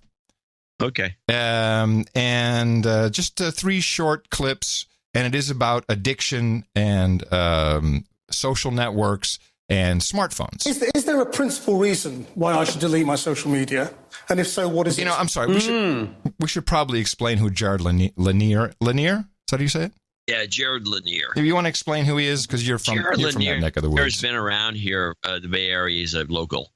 And he is the guy who popularized himself by inventing some this is in the 70s, 80s probably, some hands, some robotic like hands where you could stick your hand into these gloves, these famous VR gloves. Mm-hmm. And then you could now do VR. You could do you could do fancy stuff with a VR program, virtual reality program, and the gloves. And then he became. Wasn't it the Nintendo glove at the time that we all were hacking?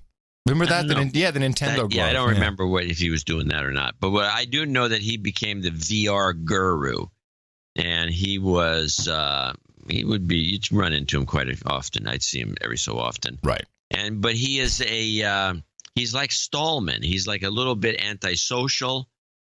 He wears his hair in long Rastafarian dreads. Cultural appropriation.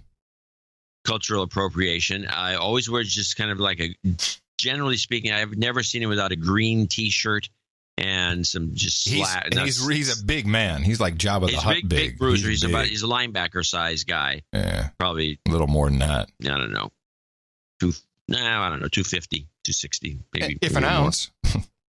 And he tends to not bathe a lot. Right. And it's quite noticeable. Okay.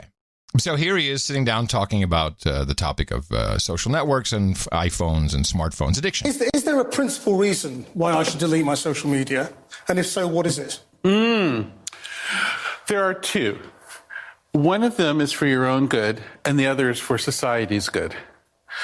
For your own good, it's because you're being... Stop. You got to back it up and start over. I didn't realize that one thing I didn't add. He does sound... And I'm very jealous of this. He does sound a lot like comic book guy when he talks. Comic strip blogger? No, comic book guy. Oh, comic book guy from The Simpsons. Yes. So he sounds like comic book guy. So looks kind of. He looks like comic book guy a little bit. So he doesn't have the. He's got the long dreads. The ponytail. He's got the long dreads. He smells. No he smells. Well, and natural. And ladies, he's available. There are 2. One of them is for your own good, and the other is for society's good. For your own good, it's because you're being subtly manipulated by algorithms that are watching everything you do constantly and then sending you changes in your media feed and your diet that are calculated to adjust you slightly to the liking of some unseen advertiser. And so if you get off that, you can have a chance to experience a clearer view of yourself and your life. But then the reason for society might be even more important. Society has been gradually darkened by this scheme in which everyone is under surveillance all the time, and everyone is under this mild version of behavior modification all the time. It's made people jittery and cranky. It's made teens especially depressed, which can be quite severe. But it's made our politics kind of unreal and strange, where we're not sure if elections are real anymore. We're not sure how much the Russians affected Brexit. We do know that it was a crankier affair than it might have been otherwise. What I like about him as opposed to Stallman is he speaks very coherently, and I like that he adapted his spiel for the location where he was. We took Russians and Brexit. So the guy is thinking, he's smart, and he's saying... Well, he's the smart. I've always thought he was a very smart guy.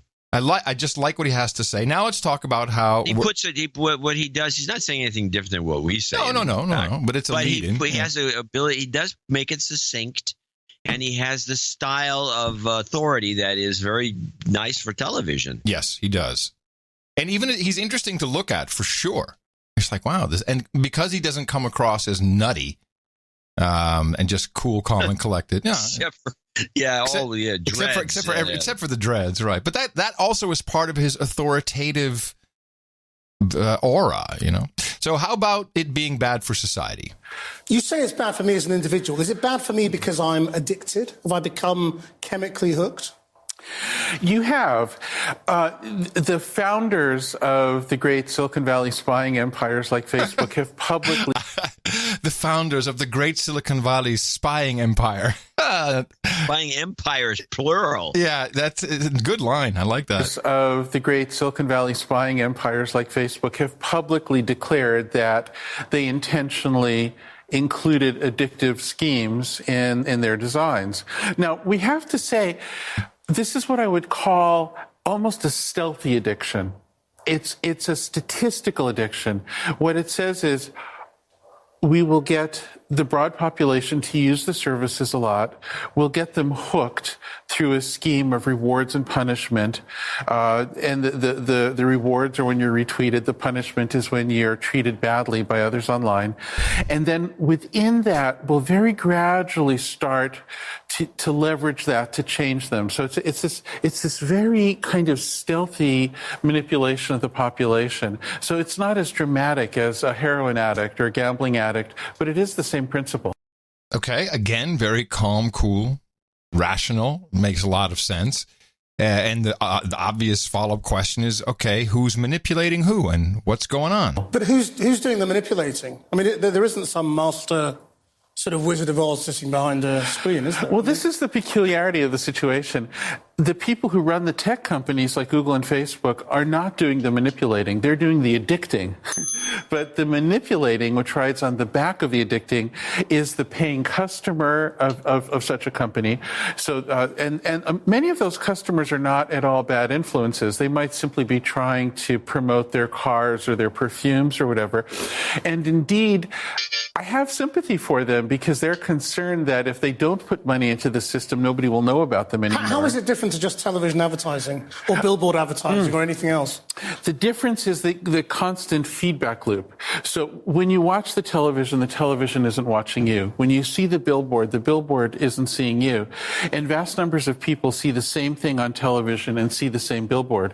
When you use these new designs, social media, search, YouTube, when you see these things, you're being observed constantly, and algorithms are taking that information and changing what you see next. And they're searching and searching and searching, and they're just blind robots. There's no evil genius here until they find those patterns, those little tricks that get you and make you change your behavior. So it was this interview, and I think probably in particular the part earlier where he spoke about the reward and punishment system of social media and smartphones in general. The interactions. Or something. What is he doing this tour for? Oh, I don't even know. But it was in conjunction. In conjunction with a producer who reminded me of something we used to talk about. It's an experiment that was done in a classroom. Sadly, the author of this paper, which I put in the show notes, yet again, I used to do it once a year, and it's been several years since we brought this up. It was written in 1998, so you have to take that into mind, but I'm going to bring it into a 2018 version. I'm going to try.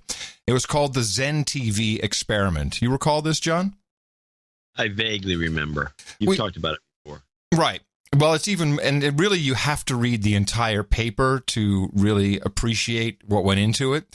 But it was a teacher who in his class did an experiment with his kids with television. At the time, really internet was coming and we had the dot-com bubble, but it was still TV was really, really the prevalent delivery method for entertainment and commercialism. I'm going to interrupt you for a quick second. The book is called The Arguments That You Should Delete All Your Social Media Accounts Right Now by Jared Lanier, just came out. Hence the first question of the interview. Makes nothing but sense. Thank you. Well, I got to get that. I want to read what he has to say. I don't think it'll be anything new, but I'm interested. So this teacher did the experiment with his class, and he wanted them to create a paper which would be 4 arguments for the elimination of television.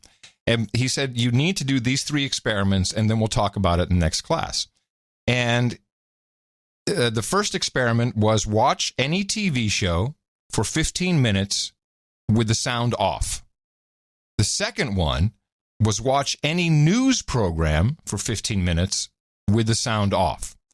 And then the third, and he implored, he said, you really have to do all these experiments, and the timing is important. So we had 15 minutes of just a TV show with the sound off, 15 minutes with a news program with the sound off, and then he asked them to watch the television for 30 minutes with it being the entire television being off. And a couple of things became apparent in the discussion that ensued. The children were outraged, for obvious reasons. They were outraged that they were made to sit in front of a black screen, a box essentially, for 30 minutes without anything coming out. They thought it was stupid. You wasted my time with this. This is nuts. Of course, after some discussion, they all realized that they probably waste their time. 30 minutes is wasted all kinds of places in the day. But the conclusion is that if this thing does not entertain you, then you get pissed off at it. So without the sound on, it's annoying on a TV show. Without the sound on a news program, it's annoying. But man, it's really annoying when it's just a box, because we are transformed into, and this is not new, we are transformed into an alpha state when we're watching television.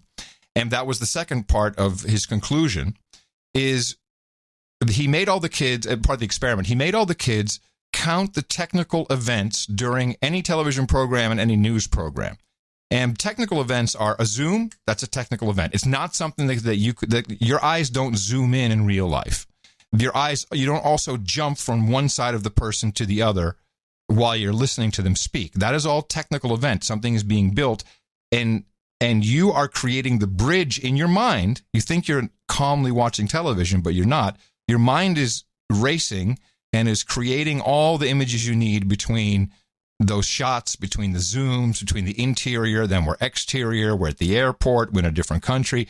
Your mind is building that story. And we've been trained, older people more than young, but they have different issues. We've been trained to go into this alpha state and we are people of storytellers. We love a story. And stories is how everything is communicated. You look how the kid's in cages. You build a story, you promote the story, and people fill in all of the blanks. So this is a fantastic state for you to be in for advertising, particularly if it's a little bit coordinated with whatever you're watching. Almost as an aside, what is interesting about television news, if you're talking about the talking heads on the news channel, there are very few technical events. Sure, they go to a videotape, and then there's someone standing up there, and then they switch to a package. But it's intentionally done that way because then it feels more real. Oh, this is reality. This is not some show that I'm watching where I'm bouncing around. This is a reality taking place. I better pay attention. And the world is, in essence, condensed down to almost no technical events, but you're still building these stories. So that's the essence of that experiment. But what I've been noticing, and with women in particular, Instagram, and it started with Tina, and she scrolls through her Instagram on her iPad, and I say, oh, who's that? Because I'm seeing like some dude, like, oh, who's that dude that you're following on Instagram? Who's that hottie you're following on Instagram? Say, oh no, this guy, his family, and they've got a kid, and the kid is doing this, and she has this entire story built, and she follows these people's lives based upon pictures, which we all know, of course, then she knows it too. I mean, on the intellectual level, these pictures, and I'm not singling her out. I think this is really why Instagram is so incredibly popular. Just based upon pictures which are, ginned up, posed, filtered, etc., looks fantastic. Her mind is creating the story.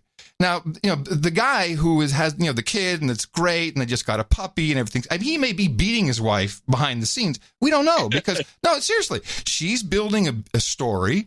And it's not celebrities. It really isn't. It's, someone who does yoga, someone who cooks in a certain way. They follow the hashtags, but they build these stories in their minds. And that's where we are today, we're very feeble. We're not really all that great at it just yet. But the alpha state that in this experiment, in the Zen TV experiment you're in, when you're watching television, that is the same state you are in when you're looking at your phone, your smartphone. And that is why people look like zombies, because just when you're watching TV with the family or your friends, no borders, no nations, no friends. If you have any left, look to the left and the right while you're watching something on television. It is the same look people have when they're looking at their phones. But the stories, the gaps, video really, it works, but it's really not working as well as the singular pictures. And we are building these narratives in our mind in between all of the pictures. And so when you get these little elements, kids crying, it's not even a picture, it's just audio, kids crying. You see cage, you see all these different things. The narrative that is built in your mind when you're in that alpha state, that is what's being manipulated. And it's being done sometimes not even that subtly, but we are shit at it. We don't know how to control our thoughts. It is so easy to manipulate people in that moment. And that is where I think we're in a very dangerous place, because we're not aware of what's happening. We are literally in a trance when we are on social media and interacting in a social context on our smartphones. So we need to come up with a new version of the Zen phone experiment or something, so we can help people understand exactly what's going on. It's also great, if we were smart enough, we could figure out how to really manipulate people into listening to this show. But I think that's the direction we should go. that's what you're talking about. I'd like to use this knowledge to do that. I want to save you. I want to save mankind. No, there's not a lot of difference between the babies crying in that audio clip and the old time radio where there was the theater of the mind, and you do the same thing. This is not a new phenomenon. No. But what's new? But hold on, before you go there, what's new is remember, if it's not entertaining you, you're pissed off. So when you're looking at this phone, and where's my fucking entertainment? I'm in my alpha state. I'm ready to be entertained. There's a funny meme. Oh, I'm entertained. What? Someone's saying something I don't like. You get pissed off. And this is where the binge culture comes from too, John. Like cereal. There's a perfect example. We want to hear a story. We've been trained into listening and believing stories with the same words. You build two different movies in your head. Well, again, serial is a throwback to the 30s. Sure. Audio storytelling. It's just modernized, but it's the same thing. It's the theater of the mind. I think this is something that we've been doing for a while, and people do like stories. It's a known fact amongst sales folk that your best way to selling someone is to do it through storytelling. Well, our own show, you come for the deconstruction, you stay for the stories, I'm sure. Could be.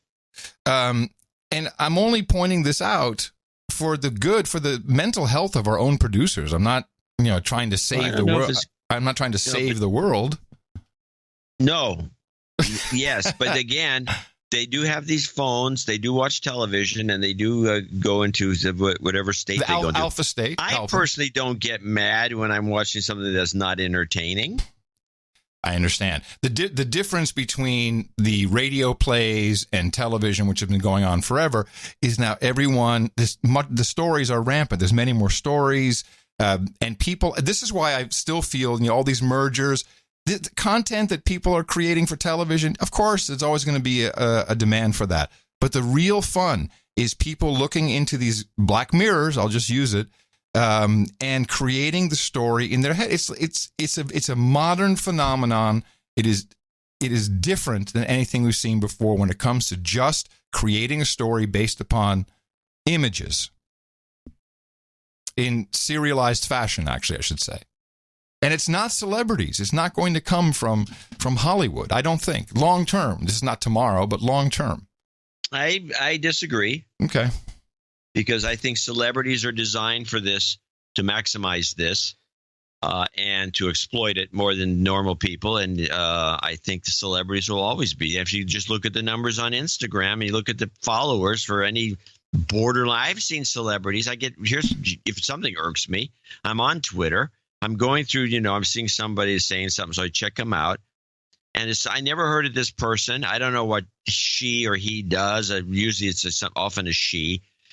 She's all dolled up in her little photo there. And I look over and she's got 5 million followers. And so I look, what is she doing? She said, and she has something. She's an aerobic instructor or something. And it's just, and every once in a while I go check around. I see another nouveau celebrity. They're celebrities and they're exploiting it. They're doing it on purpose because there are people that could be actual celebrities. I should have prefaced as mainstream celebrities, Hollywood celebrities. You're making my point for me. It's the yoga instructor that has. But she's not just a yoga instructor. She's on YouTube. Yeah, but that's not a Hollywood celebrity. I don't see the difference. Okay, it doesn't matter. I just want to get that out, and then I will close out the OTG segment with a native ad. How about that? Not for us, but a native ad that I'm sure ran everywhere across the country. Smart speakers like Google Home and the Amazon Echo are everywhere. From the living room to the kitchen, they're the fastest growing electronic device on the market right now. Alexa, turn on the lights. And this morning, Amazon's Alexa is ready to go on vacation with you. Alexa, order me an ahi tuna salad. The online shopping giant revealing it will soon put Echo smart speakers in thousands of hotel rooms right next to your bed. Amazon is partnering with Marriott, Westin, Aloft, and St. Regis hotels, which you don't think that's an ad, do you? Together have more than 1 million hotel rooms around the world. This was the Today Show, I might point out. It's called Alexa for Hospitality. Alexa, what can I do around here? Guests can ask the smart speaker to order room service, call housekeeping, and make restaurant reservations without picking up the phone. Stop. Oh, no, play the whole thing out. I'll take notes and then I'll bitch later. No, go ahead, bitch. It's like, wait a minute. So instead of me dialing 42, yes, room service, hello, and saying I'd like to get a burger with, and they said, what kind of burger do you want? I want what kind do you want? Rare, well done. They ask me questions because they want to get it a little right. Instead, I use the same wordage to Alexa and then leave it up to the what? The gods of chance that I get the right burger? What idiot will do that when you can just do it? You still have to say the words. I'd like to order a burger and a glass of wine and some French fries, and I need to do some this and that. You have to tell Alexa that. Why don't you just cut out the middleman? That's it's an ad. But there's more creepiness to it than that, of course. Well, play the rest, and I got one last complaint. Room service, call housekeeping, and make restaurant reservations without picking up the phone. It kind of shows that our world is evolving, so I think it would be a good idea. It's a really good idea. Our world is evolving. Our world is evolving into shit. I think it'd be kind of weird in a hotel. You always have somebody listening, watching. It can be a little concerning. In response to customer worries, Amazon says hotel guests will choose whether they'll share a room with Alexa. Guests can ask for the Echo to be taken out of the room. The company also says hotels cannot access your voice recordings, and no personal information needs to be shared with the Echo in order to use it. What should families know to take any precautions to protect their privacy? But if they don't want the device to be listening to them, there is a button on it that they can use, to silence it and to make sure it's not listening to you. This is the new world order, and these devices are going to follow us wherever we go now. I love that. This is the new world order, and these devices are going to follow us wherever we go. That's right. To them, there is a button on it that they can use, to silence it and to make sure it's not listening to you. This is the new world order, and these devices are going to follow us wherever we go now, if we're on vacation or maybe at the office or certainly at home. You thought the Bilderberg Group was bad. So, Joe, a lot of us have one of these already in our houses. Is it kind of keeping a record of all the things we ask for? Kind of. Well, that's right. The Echo does record your commands and questions, even in a hotel room. But Amazon is telling us that it will actually delete those at the end of every single day, even if you're staying multiple nights. But we've got Alexa on mute here, but I want to show you a little bit more of what she can do. We're going to unmute the button so she'll start listening here. Alexa, when's the pool open?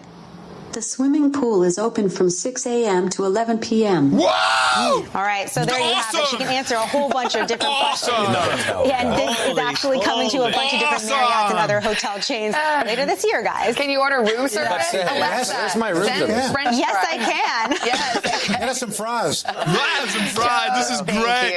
Oh, it's a new world order. It's here. All right, well, here I got a story. So I decide I'm going to get an Alexis. So I get it shipped. It comes into the house. I put it up. I hook it up and do everything I need to get it all set up. And I say, Alexa, turn on the lights. Right. Nothing happened. So I sent it back. That happened to you? I said to Alexa, turn on the lights, and didn't turn on anything. What good is it? It's bull crap. Yeah. This is bull crap. You can't tell it to turn on the lights because it can't do it. You need to have all the light gear. What? You're too funny, man. You're funny. Anyway, before we go into our shortened break, I did want to tell you that I'm reaching singularity, bro. Oh, well, then play Grandma's House ISO. Okay. It involves a trip to Grandma's house. What is that? Go on. Now it's singularity. What? To Grandma's house. I'm reaching singularity. Yeah, it involves a trip to Grandma's house. I forgot to mention on the last show that I went to Costco. Remember we were talking about that? I would go to Costco. Oh, yeah, Costco. You hated Costco. Yep. To an extreme for no good reason, but because they wouldn't take your money. Yes. And I went to Costco, had a very enjoyable experience with the crew there, and it was I mainly enjoyed Tina dancing through the aisles. She's always wanted to go to Costco. She used to be a big Costco member, and I was there for the hearing aids.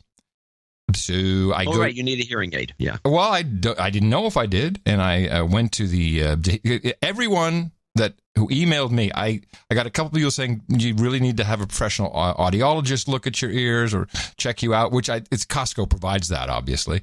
But everyone said Costco is the place to go. Costco hearing aids are the best. They're the cheapest. It's the way to go. But when I said, okay, I'd love to make an appointment, to say, well, we don't have one until the end of July. Or actually, yeah, like 26th of July. I said, okay, I'll take whatever you got. I said, but I can certainly get an audiologist report from somewhere else. And no, we don't accept that. So flag number one, which I'll come back to later. I despise that. It's like opticians. They're always trying to trick you into take the glaucoma test. You don't need that. It's like, oh, you really need that. No, I don't. There's no law that says you got to do that. Just give me some eyeglasses. I really don't like the ripoff. But I, not only just for the show, but for myself as well, I made an appointment with the Texas Hearing Center, and I went to have my ears tested with the audiologist. And the way I've learned a lot about this industry. Audiologist. Did you talk to the audiologist about this Costco thing where they demand that? Yes. Okay. Yeah. Oh, go on. Well, about the industry itself, audiologists are mainly women. And Dr. Amanda, I said, why do I see women everywhere who are audiologists? She said, well, it's actually the perfect combination of, you're not a medical doctor. It's like an optician. You do have to get certified for it. You take a test, you get a diploma to hang on the wall. But it's working with people, very flexible hours, and you make decent money. I'm like, okay. So, and a lot of women fit into that category, she says. Is that interesting? I talked about the Costco thing. She says, yeah, you'll learn a lot about the prices and people who are charging $5,000, $6,000, $7,000 for newfangled devices. Totally crap. And then we went into the little booth for my test. And I go through the whole thing with the warbles and can you hear these conversations and et cetera, et cetera. And I'd spoken with the doctor before. I said, my main thing is my headphones are super loud. They go to 11. I have an amplifier after the output just to crank it up even more. I have problem hearing. I'm always saying what? I'm always saying, hey, what? Excuse me, pardon me. Could you say that again? I'm sorry, I didn't hear you. And I'm annoyed by myself, and I hate to be in a situation at a certain point where I'm like, I didn't hear it, but I'll just ignore it. Yeah, the next thing you know, you'll be wearing a puffy shirt on some television show. The frilly shirt. So it is, and it's not uncommon for people who have hearing issues to fall into isolation and depression, etc. And she said, let me guess, problem hearing female voices in children? I said, I don't know about children, but female voice? Yeah, it's my girlfriend. I'm having a hard time hearing her. She said, well, that's the frequency range, etc. So we do the test. And then, we sit down after the test, Here's what you do not want to hear your audiologist say. Oh, that's a tough loss. I'm like, what? Yeah, What? that's a tough one. So what are you talking about? Well, you have a genetic issue. Oh, I'm saying a genetic issue. It says, look at your chart. And I'm looking at it right now. It goes from 250 hertz to 8 kilohertz. And she says, what is fast? And so it's really a half moon dip from the 250, which is at the healthy level for a man of 20. Nice. It dips all the way down into the it falls down immediately into this curve. Sounds like a bad microphone curve. It's the inverse of what you'd want.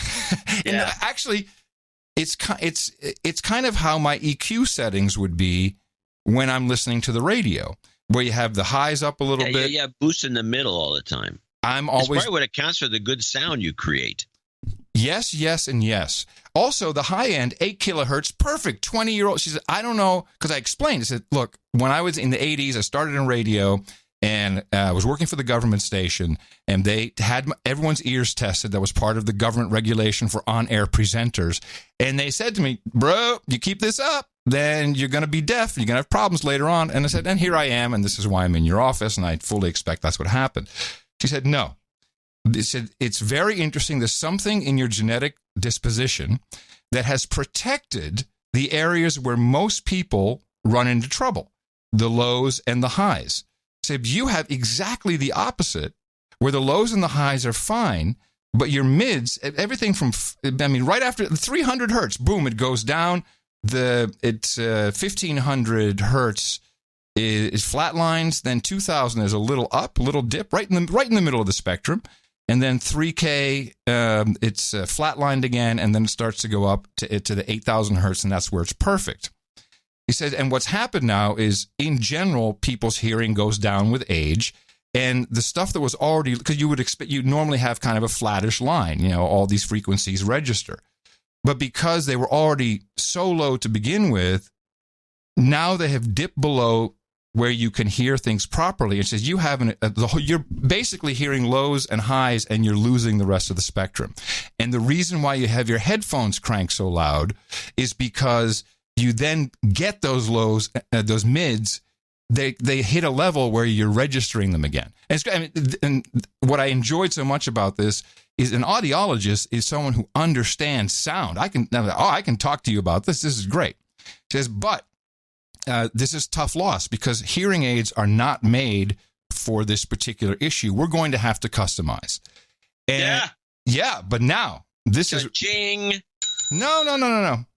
I will have to go to a multi-channel. In fact, I've had a demo unit since I did this. You have to go to a multi-channel, and she sets it up. So this has 15 channels, and these are all frequency ranges.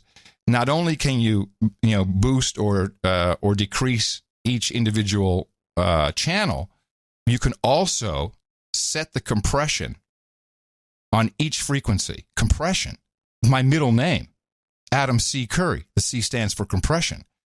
So we start tweaking this, and I am blown away. I don't want to take them off when I go to bed. It's like wearing my podcast rig 24 hours a day. It is phenomenal. It's also, a guy who is kind of hearing everything for the first time. But and of course now I want to go in and tweak everything, and we have an app, and it's like, oh yeah, bass, mid, treble. Thanks. That's not going to help. I need to get into the guts of this thing. And I mean, it is fantastic, but I need to tweak stuff. For instance, I pee really loud, at least in my ears. It's like Niagara waterfall. It's just crazy. I hear, there's certain tones that just slam out at me. But man, even if you don't have a hearing problem, the idea that you can customize this is where the singularity comment comes from. You can customize it is an experience that I hope everyone had. I don't wish you hearing loss, but to be able to tweak this. Now, so then I go looking around. I'm like, I need a program. There's another, and so I have the ones that hook over your ear. They're quite small. Actually, the Widex is the ones that I'm testing out, WIDEX. So there's a little unit goes behind the ear, and then there's a wire, and then the actual speaker unit is in your ear canal, and it's virtually invisible. Especially the way my hair is, it's just the top of the ear, so you don't see it. But I want to be able to customize it, and of course that software, and you have to have an induction loop, and there's all kinds of crazy ways to do it. That is only for audiologists. So I'm looking around, I'm experimenting. By the way, they also have Bluetooth, so if you play something that's Bluetooth connected, and the iPhone, which I don't want to carry around, has a whole hearing aid section, and so if your iPhone isn't within reach and you press play, all of a sudden you hear the sound deep embedded in your ear. You never put headphones on or earphones on, and yet you can still hear the room sound. It's a very bizarre effect. But I go looking for how to program these things. And these devices, they don't cost more than $20 to make. Alibaba is filled with them. 48 channels, all kinds. I mean, crazy. Of course, you have to order 10,000 of them, but they're looking at $3 to $5 at huge order numbers. This is a scam of epic proportions. She's looking at $2,800 for it, which is much cheaper than multi-channels I've seen. But then I look at Costco, they've got 48 channels for $1,700, but they're making super bank on this. And I think it's just fascinating how, the DSP has now been put in your ears, and you can really, you can control each microphone individually. It has a little mini array on it. And so you could be sitting in a restaurant. I just want to tune in to what's happening. I want bionic hearing is what I want. And I can tell you it is fantastic. I should have done this much, much earlier. And I am damaged, though. I am a damaged individual. I should start a Patreon because I have a genetic disposition. And it does not work with the headphones. I think that the idea of getting just a layman, not people with bad hearing, but what you suggest, which is getting a set of these and putting in your ear, because the kids love this stuff. I remember when I was a kid, they used to have shotgun mics and this big, the ones they use on sports channels where you have a football game. There's a guy with this big, huge dish with a mic in the middle. Yeah. And you can hear the quarterback, grunting. Mm-hmm. And but the idea of having these things in a restaurant, and you're like a spook, I bet you they use these things. And you got a conversation two tables down, and you want to just tune into that. Yep, you tune in. Tune everything else out. You could probably do it. And now, last night, it's like, can we turn the TV up just a little bit? I mean, wow, did we go from one end of the spectrum to the other? People are like, it's really loud, Adam. Could you turn the TV down just a little bit? Elisa's banging on the walls. They're like, it's too loud. And now they can't hear it, and I'm sitting there, just perfect. I hear it perfectly. Please, can we turn it up just a little bit? It's really a phenomenal experience. So how long have you been having these things in your ear? I went Tuesday. Yeah, so Tuesday afternoon to this morning. And yeah, I've forgotten that they're on. And it has a cool little voice. If you long press the button behind your ear, it goes party mode, which is my favorite. Party mode. It has music mode. Little Google woman talking to you, who you can also configure different voice. But it's all one chip. It's all based on one chip, or different versions of the chip, and that's just miniaturization. Well, what specific chip are we talking about here? Maybe it's an investment opportunity. DSP chips are a dime a dozen. There's so many of them. When I was doing the Podcaster Pro, I learned all about this stuff. I know how to program them too, and you can basically program them with Arduino code. But you got to have the interfaces and all that stuff. And I've only just started researching, but I'd love to be able to find something that is not thousands of dollars, that gives me complete control over, especially the compression in each individual channel. It's fascinating. Okay, well, that's the end of our show today. I'm going to show my support by donating to No Agenda. Imagine all the people who could do that. Oh, yeah, that'd be fab. Yeah, on No Agenda. In the morning. And we have no donors. Oh, no, we do have some donors. So actually, our top donors, Alexandra Tristan in Saint Cyr in Seattle, $141.42. Then we have our buddy Sir Donald Borowski in Spokane Valley, $138.38, and he, of course, is a member of the United Federation of Planets, or at least you must think so, since he has letterhead. And he writes a note: "Here's my belated double vote for the show to continue. May the sanity continue. Cheers and beers, Sir Donald of the Fire Bottles Baron of Spokane Valley, WA60 MI73s." 73s. 73s. 73s.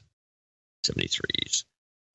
Sir Callistra in North Attleboro, Massachusetts. 133.33. Jamie Scott. Yes? Oh, he says, can a knight get some just send your cash karma for our ICO and jobs karma for a friend? Yeah, we'll put that at the end for sure. Jamie Scott in Plano, Texas, $111.11. Brian Weifels, 104.40. No jingles. So you're not going to get any.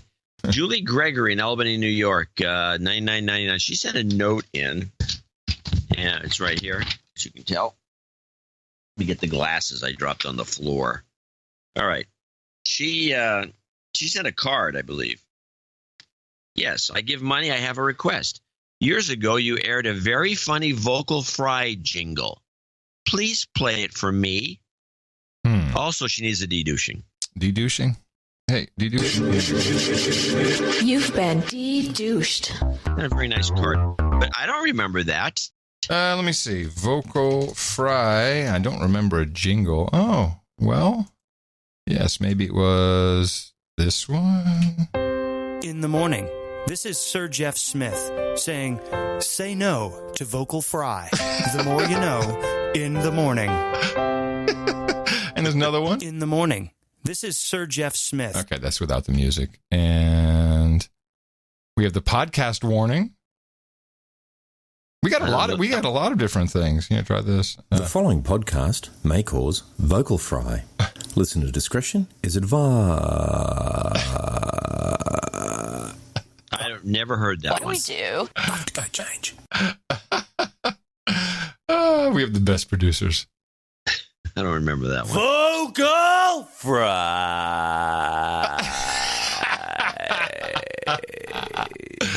Okay, I think we've succeeded. I think you must have covered them all. Pretty much. Frank Pugh in Tallahassee, Florida, $75. Guys, thanks. Jonathan Reisman in Maplewood, Missouri, $73.33. 73s. 73s. Kilo Echo 0 India Hotel Tango. He is K. That's what I just said. I just did that. Yeah, I'm trying to break KE0. Okay. Chris Engler, 7306. He's got a birthday. Should be on the birthday list, I hope. He is. Yes, he is. Alan Cavedo III in Midlothian, Virginia, 6789. Donald Napier, 6660. Cal Kudemeyer. I think it's Kudemeyer. I think that's how you pronounce that. Cal Kudemeyer, 5973 in Elk Grove Village. He actually sent something in. That's pretty. If you're Dutch, that's a pretty funny name. Why? Kutemeier. Yeah. It's hard to explain. It's vile. Never mind. It's vile. Oh. Kutemeyer. He's also he's not a member of the. It sounds like C-word whore. Okay. Got it? He's not a member of the Starfleet, but he did send a letterhead, which I think means we have to read it, from the Holiday Inn, Rolling Meadows, perfect. Schaumburg area. Boom. Chicago's ultimate holodome. Oh. What does that mean? I don't know. It sounds good. We should visit. He says, thanks for the great podcast. Just started listening. Went back to October 2016 podcast for great infotainment. I need a de-douching. You've been de-douched. And he's got some requests you can take or leave later in the show. Missile launch, M80, and a little girl, yay. 73s. 73s. Another ham. It was call is in the sign, can. I think it's Kudemeyer. So we want missile sound effect. Yeah. Little girl, yay. Okay. And an M80, which I don't know if we have one. Of course we have an M80. You want M80? I'll give you M80. The hearing for a man. No, not that one. Sorry. Nice try. Fail. Epic fail. Yeah. Where am I? Oh, Dean Roker, 5510, double nickels on the dime from the Great Britain. Sir Aubrey of the Lower Arkansas in Texarkana, Arkansas, double nickels on the dime. Janetta Jansen in St. Cloud, Minnesota, 5220.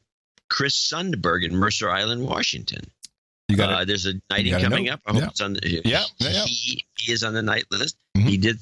He's a new knight. He sent all his documentation in to prove it. And he sent a long typewritten note. And since this comes to $1,030, I thought it would be worth reading some of it. This is Area 51 plus 38-cent donation completes my path to knighthood, which is not a destination, but merely a stop on our V4V journey. Blockchain accounting for knighthood enclosed. NJNK, no need for a de-douching. I've been a grateful and faithful supporter of the V4V model, value for value, every month since being hit in the mouth after seeing Adam on RT's Kaiser report. Oh, cool. How about that? It did work. It worked. Thank you very much, Chris. That's cool. I look forward to the ceremony coming right up. To say that my stumbling onto No Agenda has been a blessing would be an understatement. Your keen, no-nonsense approach to understanding what is popularly called the news has been a tonic for my mental health. I no longer give a rip what goes on the M5N, collusion or not. Note to douchebags. Donate now, as we need to build a war chest to cover the added cost when Adam and John are doing the show from assisted living. What do you mean when? As a helicopter pilot, I'd like to be known as Sir Chris, Knight of the Vortex Ring State. Beautiful. Not that you ever want to be in that, but yes. Good one. Vortex Ring, also known as, he could have been Sir Settling with Power, but he wants Vortex Ring. That's good.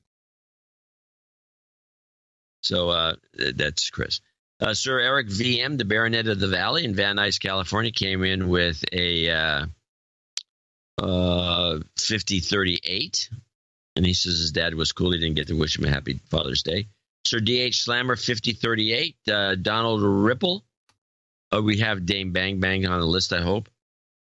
Dame Bang Bang, a list for what? Oh, yes, she's on this birthday list. Yep, got it. It says, I don't know if there's all this details on there, or should just say it. All I have is happy birthday to Baronetess Dame Bang Bang from Sir D.H. Slammer, Sir Andrew, Lady Simona, and Master Emmett. We'll do that again in the birthdays in a minute. Donald Ripple in Dresden, Ohio, 5038. Andrew Benz in Imperial, Missouri, 5005. Scott Lavender in Montgomery, Texas, $50. These are $50 donors. Name and location for the few there are. Bad day. Daniel LeBoy in Bath, Michigan. Valerie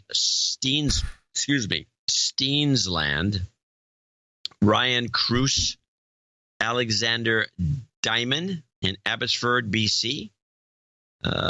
Sir Other Brother in Norman, Oklahoma. Andrew Gusick in Greensboro, North Carolina. George Wouchet, I guess, Universal City, Texas. And last, Thomas Dillon in Laverne, California. He's got a happy Father's Day up there for, we do have a happy Father's Day call out from Ryan Cruz. Happy Father's Day to our borderline father of the year, Tom Cruise, pronounced like the actor from Ryan, Angie, Silas, and Aubrey. Also another Father's Day call out from Sir Other Brother. Wishing you both, us two, a happy birthday, a happy Father's Day, and keep up the great work you're doing. I depend on it. Okay, that should do it. That's it? No, we have Andrew. No more call-outs. Huh? No, but I have Andrew Gusick. Yeah. Well, I don't have an Andrew Gusick. Oh, I have Andrew Gusick, Greensboro, North Carolina. $50. I have George Wouchet. Oh, no, I ran these guys. Oh, I'm sorry. I just backed up. My mistake. I was doing the birthdays, getting everything ready. Someone has to drive the train. I got Dylan. I got whoosh it and goose it. I was driving the train. I'm sorry. Yeah, that's what happens. And I'm sorry about these donations. Are we doing something wrong? Is my question to you. Quick meeting. Oh, quick meeting. Well, let's ask people. We have people that. Oh, really? No. Because that's really, you want to make my email box now horrible? No, I don't want that. Adam@curry.com. I think we do what people ask us to do. Well, I think so too, but apparently they don't. Maybe it's I know what it could be. Off the grid. They hate it. They hate off the grid so much, even though it's useful information. They're so clinging to their devices like the Charlton Heston was clinging to his guns. So they're conflicted. Maybe, and they can't, and they're clinging so hard. If they go to write a check, their hand is like can't be done. Can't type anything. So as usual, it's my fault. Is what you're saying? Okay, all it's right. Totally because of that stupid Nokia phone. It's okay. Well, I'll stop the off the grid segments. No. You keep it going. I think it's important that people just have to They just have to listen to it, and especially the responses you get from the millennials. That's what I'm killing the show, bro. If the show's going down, it's going down off the grid. Well, we do have other things to do, but not many. All right. Meetups. No Agenda Toronto meetup just before the Jordan B. Peterson event in Toronto. 5 o'clock, July 19th at Biff's Bistro. Right across from the Sony Center. Peterson to say, hey, the No Agenda show we should listen to at least once. Yeah, get Jordan Peterson saying, I always listen to the No Agenda show. And have him do it with a British accent, too. That'll be very funny. We also, I believe this may be one of the first, I could be wrong, we have an Israel meetup planned. Very good. I'm happy you guys are taking the Lost Connections advice and getting together. That, Brian? Sorry? Who's in charge of that, Brian? Yeah, Sir Brian of London, Tuesday, the 26th of June, so that's coming up, 6 p.m., and this is one of my favorite, whenever I'm in Tel Aviv, I go to the Dancing Camel.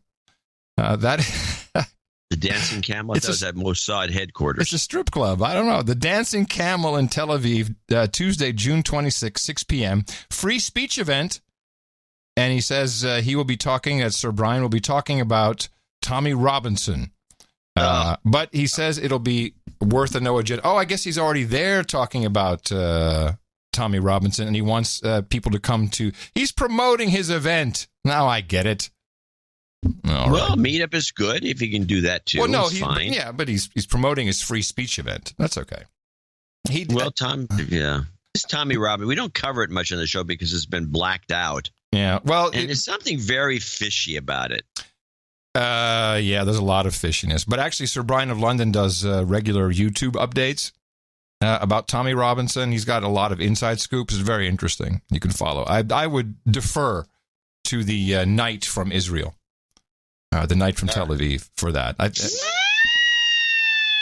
That's right. Another show, we hope, coming up on Sunday. Dvorak.org/NA. I know a lot of people want to send blankets or water. Just send your cash. Jobs, jobs, jobs, and jobs. Let's vote for jobs. You've got karma. You know. It's a birthday. Yeah, before we find out what we know, we have a couple of birthdays to take care of. Sir Richard Unterberger says happy birthday to his amazing wife, Lori. And, of course, that's belated. She celebrated on June 14th. Chris Engler turns 45 tomorrow, June 22nd. And Sir D.H. Slammer and the entire family say happy birthday to Dame Bang Bang. And, of course, we do as well. Happy birthday, Dame Bang Bang. And everybody from your buddies here at the best podcast in the universe. It's your birthday, yeah. We have one nighting. You wanted to say something? Yeah. I was thinking about this. Why was the donation so often? It's probably not the OTG. I know what it is. Okay. What's changed? It's not the OTG. You've been doing that forever. It's either my recorder playing, which I have not done recently. You know, this.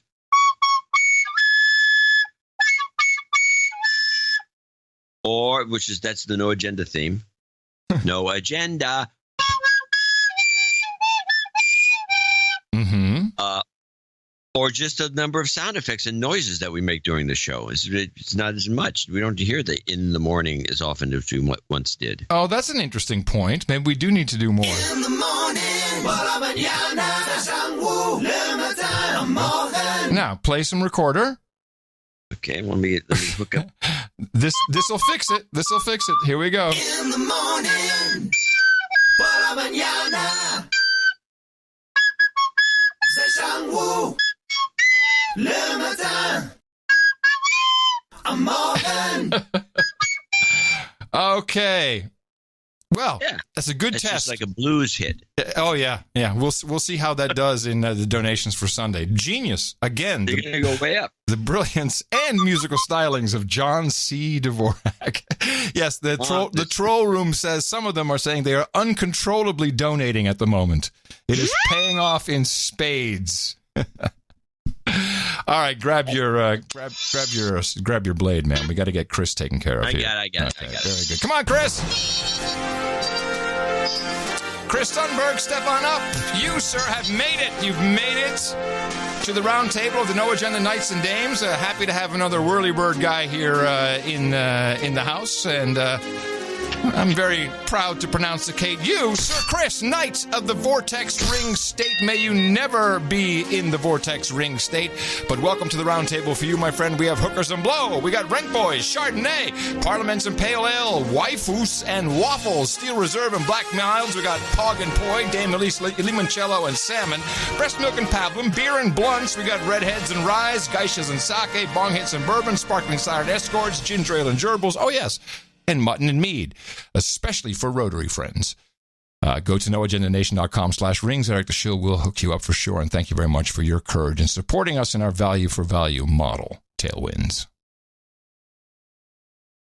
Well, here's another thing for the social justice warriors. I want to get these clips out of the way. Play No Running Water 1. Okay. It involves a trip to Grandma's house. I'm planning to look into getting a porta potty or a porta outhouse.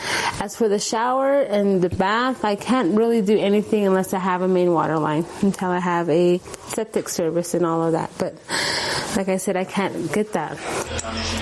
Due to a long waiting list, getting connected to the main water line could take up to 15 years, and it will cost more than $12,000. Although Vicente works full-time, piped-in water is a luxury she cannot afford. For a long time, we've told those people, just wait, infrastructure will catch up with you. Well, infrastructure is not coming. And where was this? Well, that's the question. What third world country? Well, we're all concerned about babies being taken away from their mothers.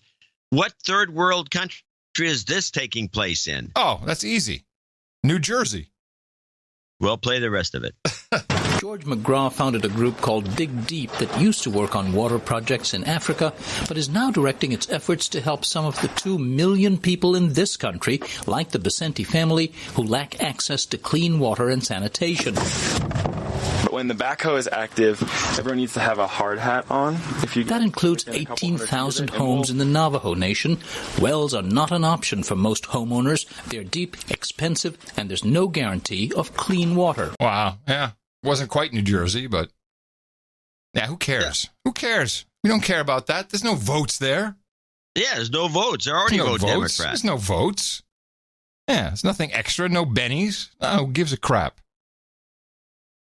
I found that story to be distressing. Hey, did you hear Meghan Markle's dad? Oh, I saw the headline. I saw that it was like a clickbait headline about it. Yes, but total clickbait. Clickbait. And I never clickbaited. I was still researching something else, and I forgot all about it until now that you mentioned it. All right, no, I'll clickbait you, and I'm going to pay it off right here. This is Meghan Markle's dad. They also apparently talked about American politics and President Trump. Our conversation was, I was complaining I didn't like Donald Trump. He said, give Donald Trump a chance. I sort of disagreed with that, but I still like Harry. That was his politics. I have my politics. Sounds like a rift in the family. And, of course, that is spun by Dementia A as, he's a Trump supporter. He's all in. MAGA! Or in this case, it would be mega. Well, make England great again. Here's a Trump report. The only one I have. I'm not big on this Trump guy. We talk about him too much. Here's the Trump California-Hungary report. And in the day's other news, the Trump administration urged a federal judge in Sacramento to block 3 California laws that protect undocumented immigrants. Among other things, the laws bar police from giving out information on people in jail and ban immigration officials from entering work sites without a warrant. The immigration issue is roiling the European Union as well, and today Hungary intensified its crackdown. Lawmakers there amended the Constitution to say what they call alien population cannot be settled in Hungary. The vote came on World Refugee Day. I like the timing. Timing is everything, isn't it? That's great. Get the Clooney clips ready, because I'd like to know, as we talk about, there's Navajos need water. There's all these issues going on in the country. None of these social justice warriors care much about. They'd rather be harassing that poor Kristen woman at the restaurant. And what about Clooney? You've got something going on and you need a distraction. Call Clooney. Yeah, really. Call Clooney. Yeah. Where is Clooney? What's going on in South Sudan that Clooney should be fixing? Once he got married, it was all over with him. It was just done. Well, how about this one? Drunk or not drunk? Well, let's play the South Sudan clip first. Oh, you have a South Sudan clip. I'm sorry, I didn't realize you had it. The civil war in South Sudan has created Africa's worst refugee crisis in a quarter century. Today, the president and the leader of the opposition met for the first time in nearly 2 years. The talks took place in nearby Ethiopia amid international efforts to negotiate an end to the 5-year conflict. Oh, please. Unless there's children in cages, who cares? I just found that to be distressing. Not even to mention the Yemen stuff. Yeah. Well, see, I had something. Here's my European clip for today. Juncker, Jean-Claude Juncker, Juncker the Drunker was. Juncker the Drunker. Yeah, this is the drunker not drunk? Yeah, I'm not going to do the jingle because he's drunk. But he goes to Irish Parliament, in government. He's in I guess it's Parliament. And he has some speech. I'm sure it's some Euro Raha BS. And he's drunk. But he plays it off as if he's not drunk. Best ever.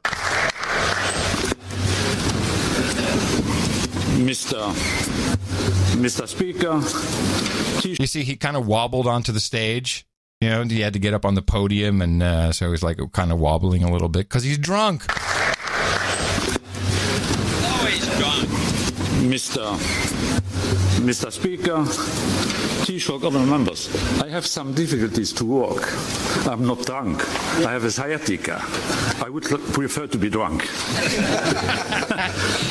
So he says, I have sciatica. I'm not drunk. I would prefer to be drunk. Perfect. He would. Yeah, he was. He was just drunk. He would. He likes to be drunk. That's just the way he is. Yeah, it's okay. As long as you don't try to... That's why he's Juncker the drunker. Just don't try to run anything. But okay, he's doing that. And the national academies are all on board with you, John? National academies? What are the national academies? They're a big deal, aren't they? Are they government? The national academies? Yes. Yeah, they're a big deal. They're the national academies. Well, what are they? Who runs them? What is the National Academy? They're run by boards of directors. Okay. Is it a government thing? I don't know. Now you got to make me look it up. No, I'm sorry. Well, no, it's okay. I need to. I should know this. You're right. It's just like you're making me look like a moron, and I'm not trying to make you. I'm not making you look like a moron. You're flute playing. That's what makes you look like a moron. No, the line is you missed the line. The line is, I screwed it up. I'm not making you look. You're doing a fine job on your own. Yes, I messed it up. I'm sorry. While you're looking that up, this is a report. It's their own video from the National Academies. #Science2. As a country, we have woken up to the ways women's lives are impacted by sexual harassment. the time has come to focus on academic institutions, especially in male-dominated fields like science, engineering, and medicine. Together, we can do better by creating a climate that discourages all forms of sexual harassment, including sexual coercion, unwanted sexual attention, and gender harassment. Research shows that we must do more than attend occasional training sessions and review vague policies and procedures. Here is what we need to do. 1. Integrate values into the system. Policies and procedures must embody the institutional values of diversity, inclusion, and respect, especially for hiring, promotion, and tenure decision-making. 2. Change the power dynamics. With funding, research focus, and professional reputation wrapped up in a single advisor-trainee relationship, the potential for abuse is too high.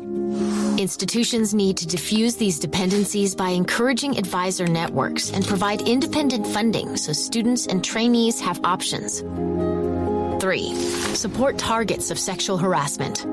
Many women don't report sexual harassment because they fear it will hurt them in their careers, and it does.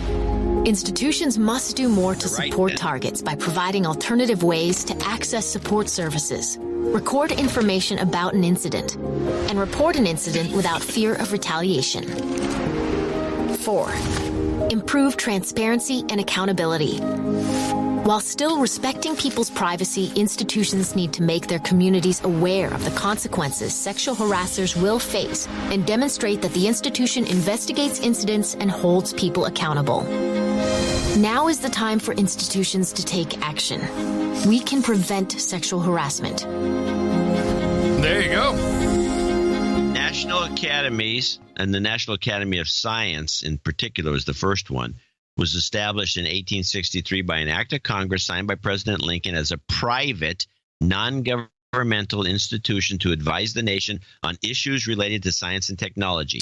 Members are elected by their peers for outstanding contributions to research. Marcia McNutt, who I believe is a Democrat, is the president. And then you have the National Academy of Engineering and the National Academy of Medicine. All together, they form the National Academies, plural, which is what we're dealing with here.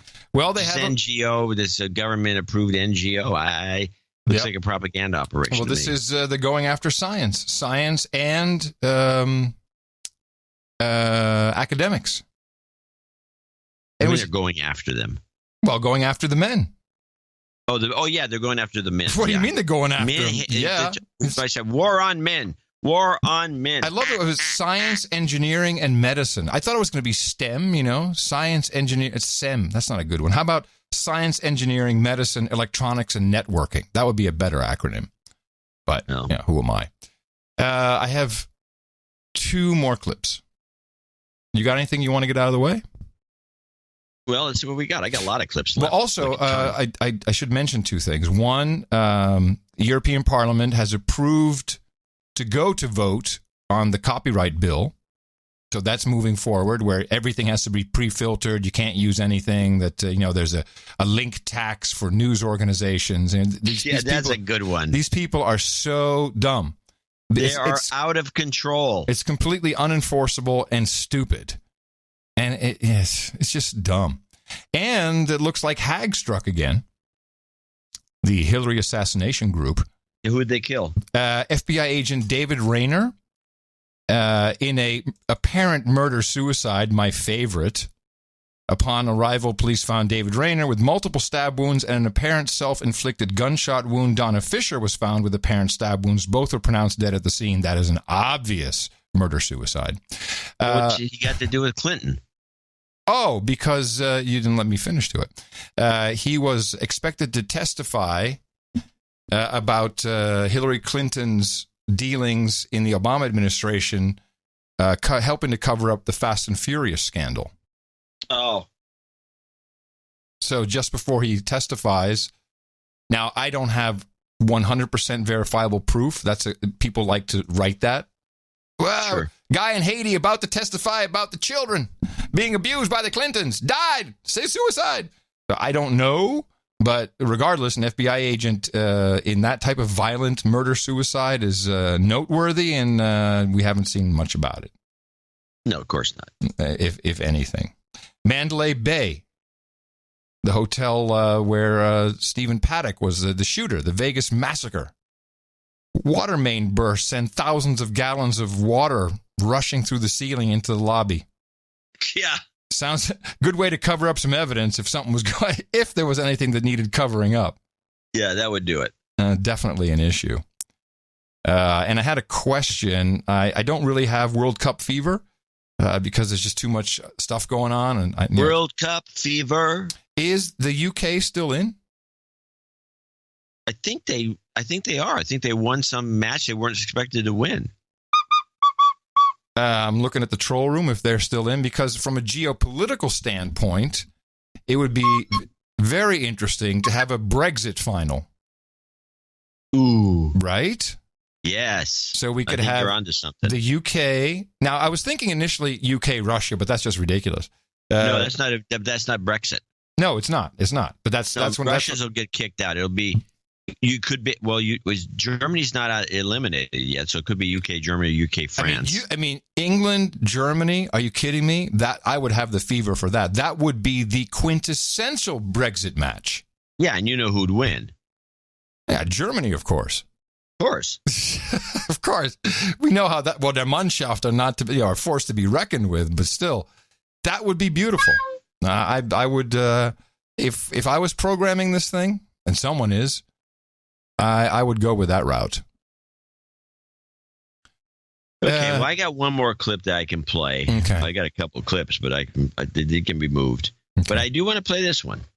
Oh, I guess you have two. Let's play the two clips. I got one, which is the electrification of Norway's very interesting clip. It's like they're really thinking that we can have passenger flights, passenger planes. Oh, everything's going to be battery operated?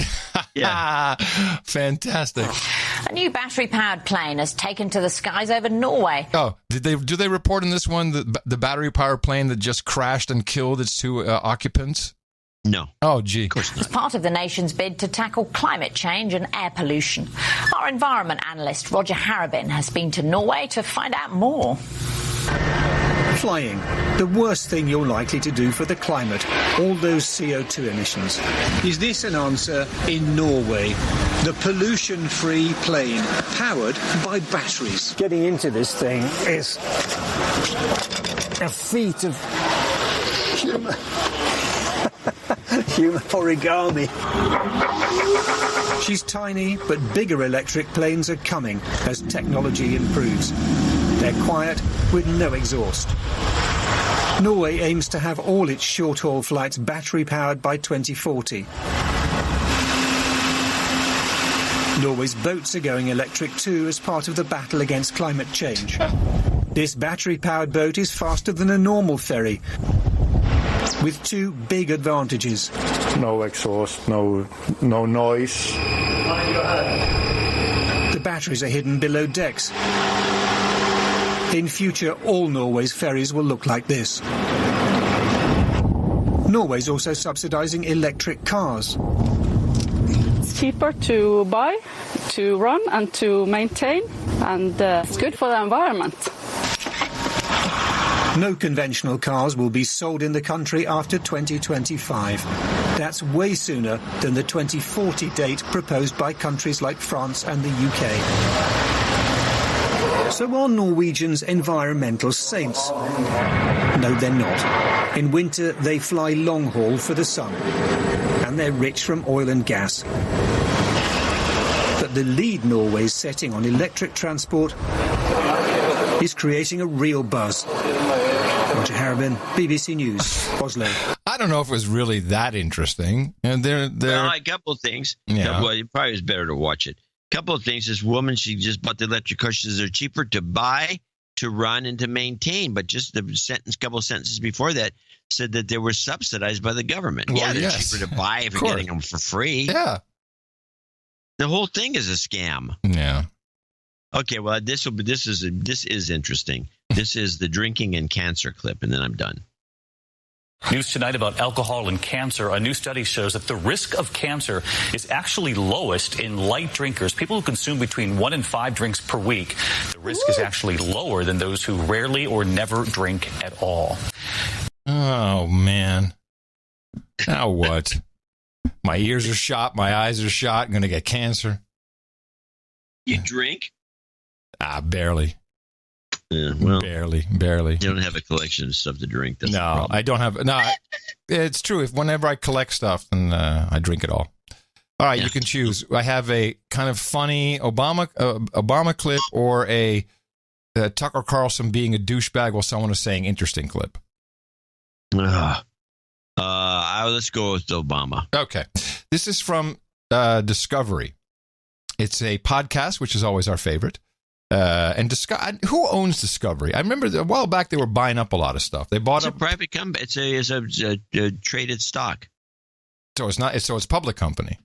Yeah, I think so. Okay. Unless somebody else owns. Could be. It's possible they got bought out. Oh, wait a minute. Oh, yes, I remember now.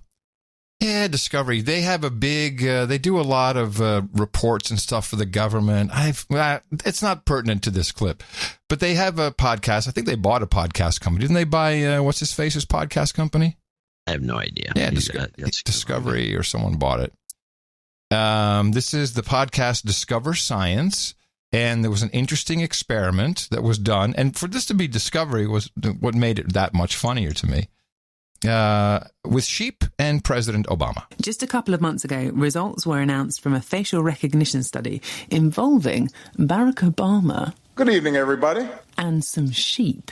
And by the way, I didn't edit that. That's the way their podcast is put together, which I think is... Yeah, I'm assuming you didn't sweeten it. Oh, yeah, it's snappy, though. I like it. Just a couple of months ago, results were announced from a facial recognition study involving Barack Obama. Good evening, everybody. And some sheep. And this is the lead researcher, neuroscientist Francisca Knoll from the University of Cambridge. One of our sheep would be called in and it would then enter a corridor that leads to two screens. And on those two screens, two pictures would be coming up. So, for example, Barack Obama. You all look great. Versus a completely unfamiliar and unrepeated face. And the sheep would have to make a decision whether to go to the left screen or to the right screen. The sheep made their choice by touching the screen with their nose, and if they chose a celebrity face, such as Barack Obama, the clever sheep would be rewarded with a tasty treat.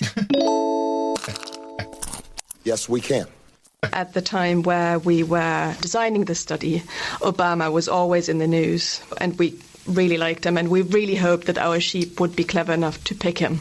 And they were. Yeah, they were. So we were very pleased with them. How quick were the sheep to recognise Barack Obama against just someone else? They were really quick, actually. So they learned it within 4 days of training. Did this come as a bit of a surprise? Did you expect sheep to be this good at it? Yes, we were definitely surprised that they would pick it up that quickly. Although this group of sheep that we used is a highly trained group of sheep, and we've done quite a lot of cognitive tests with them already, so we actually knew that they are really smart and they're really keen to learn new things, and honestly speaking, they're really greedy and they just want to get the food. And that's why I think they're responding in such large numbers. Hold on a minute. A highly trained group of sheep? What, sort of like sheep ninjas? Yes, like sheep ninjas. No, not like that. It's annoying me now. I just thought it was interesting that the sheep would go to Obama. There was something poetic about it. Well, sheep can do facial recognition like most animals. Of course they can. And the ones that are really annoying are the crows.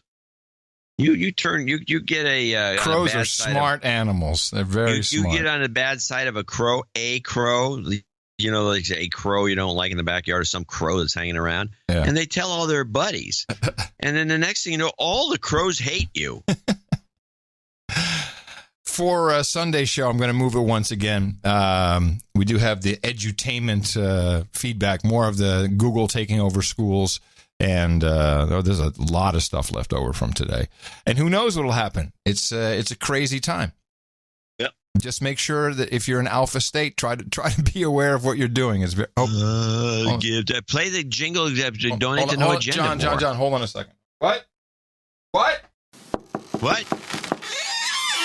Excuse me, Adam, but you know that douchebag with the spoodle? Well, his Tesla's just caught fire at the charging station, and they want us to evacuate the building. I gotta go. Gotta catch a plane. Gotta go. An exception today, I'm playing one mix that is not from one of our own producers. It's from the Gregory Brothers. I put their mix in the show notes. It's that good, but it could have easily been a No Agenda producer who did it. So thank you for that, and Abel Kirby as well, and Sir Chris Wilson. We return on Sunday with another episode of the best podcast in the universe. Just build the pictures in between each show. You'll be fine. Here to give you helpful tips, life-saving tips for your sanity. And I'm coming to you from downtown Austin, Texas, capital of the Drone Star State, in the 5x9 Cludio in the common law condo. In the morning, everybody, I'm Adam Curry. And from northern Silicon Valley, where I found my Thorin's turntable, I'm John C. Dvorak. Until Sunday, remember us at Dvorak.org/NA. Until then, adios, mofos! I need a cab.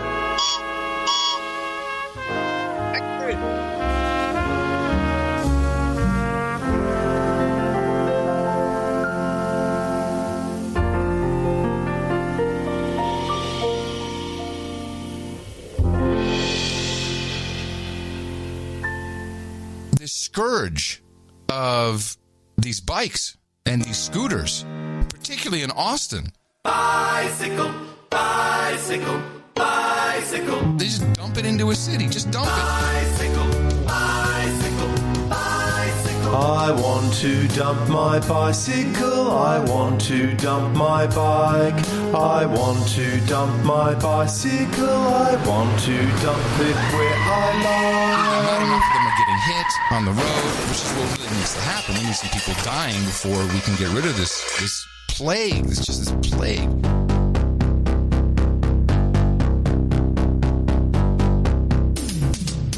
Space Force. Space Force. Space Force. Space Force. Space Force. Space Force. Space Force. Space Force.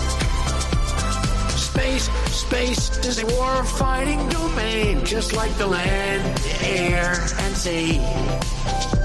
We have the Army, the Navy, the Air Force, the Space Force.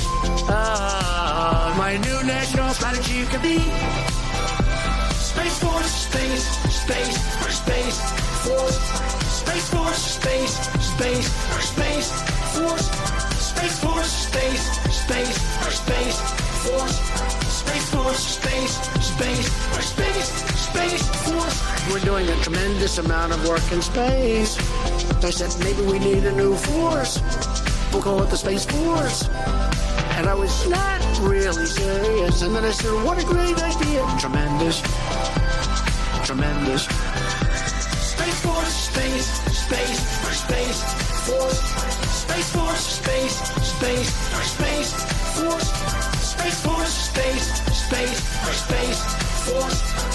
Force, Space Force. We say that you can use hairspray because hairspray is going to affect the ozone. They say it. I say no way. My apartment is all sealed. You're telling me that affects the ozone layer. I want to put a little spray. Space Force, Space Force, Space Force, Space Force, Space Force, Space Force, Space Force.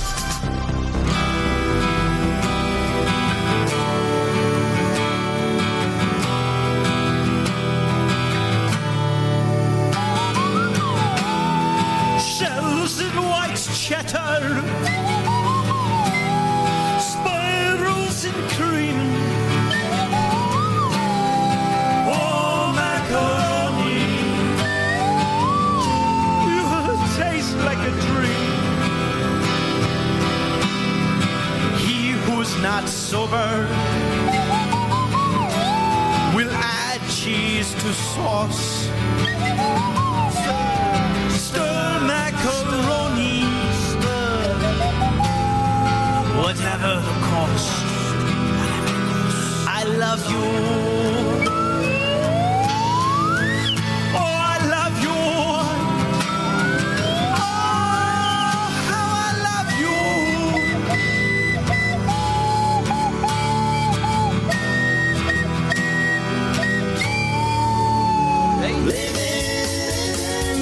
and Cheese Life. Mac and Cheese by Ayn Rand.